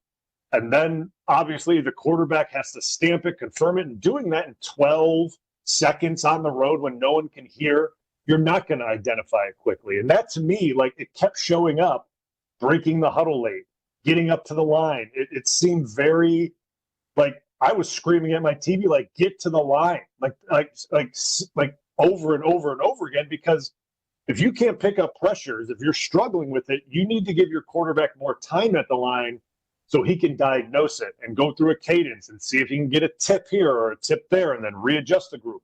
It's not like, oh, Matt should have changed the protection scheme. There's no such thing as changing the protection scheme. The protections are the protections, and there's rules off the protections that the guys up front and the quarterback have to figure out during the game. It's a test, and you have to ace the test. And they didn't ace the test when Chicago started ramping up the heat in the second half. That's really the best way I can put it, because the guys on the field have to figure that thing out. They just do. Like, oh, what do you want us to go now to 8-man protections and run 2 guys out in routes? Like, yeah, that's really going to go well. That'll be fun. That won't, we'll really complete a bunch of balls doing that. No, you can't do that. It's 5- and 6-man protections, 7-man when it's play action and certain things like that. But you couldn't run the ball, so play action is not going to work either.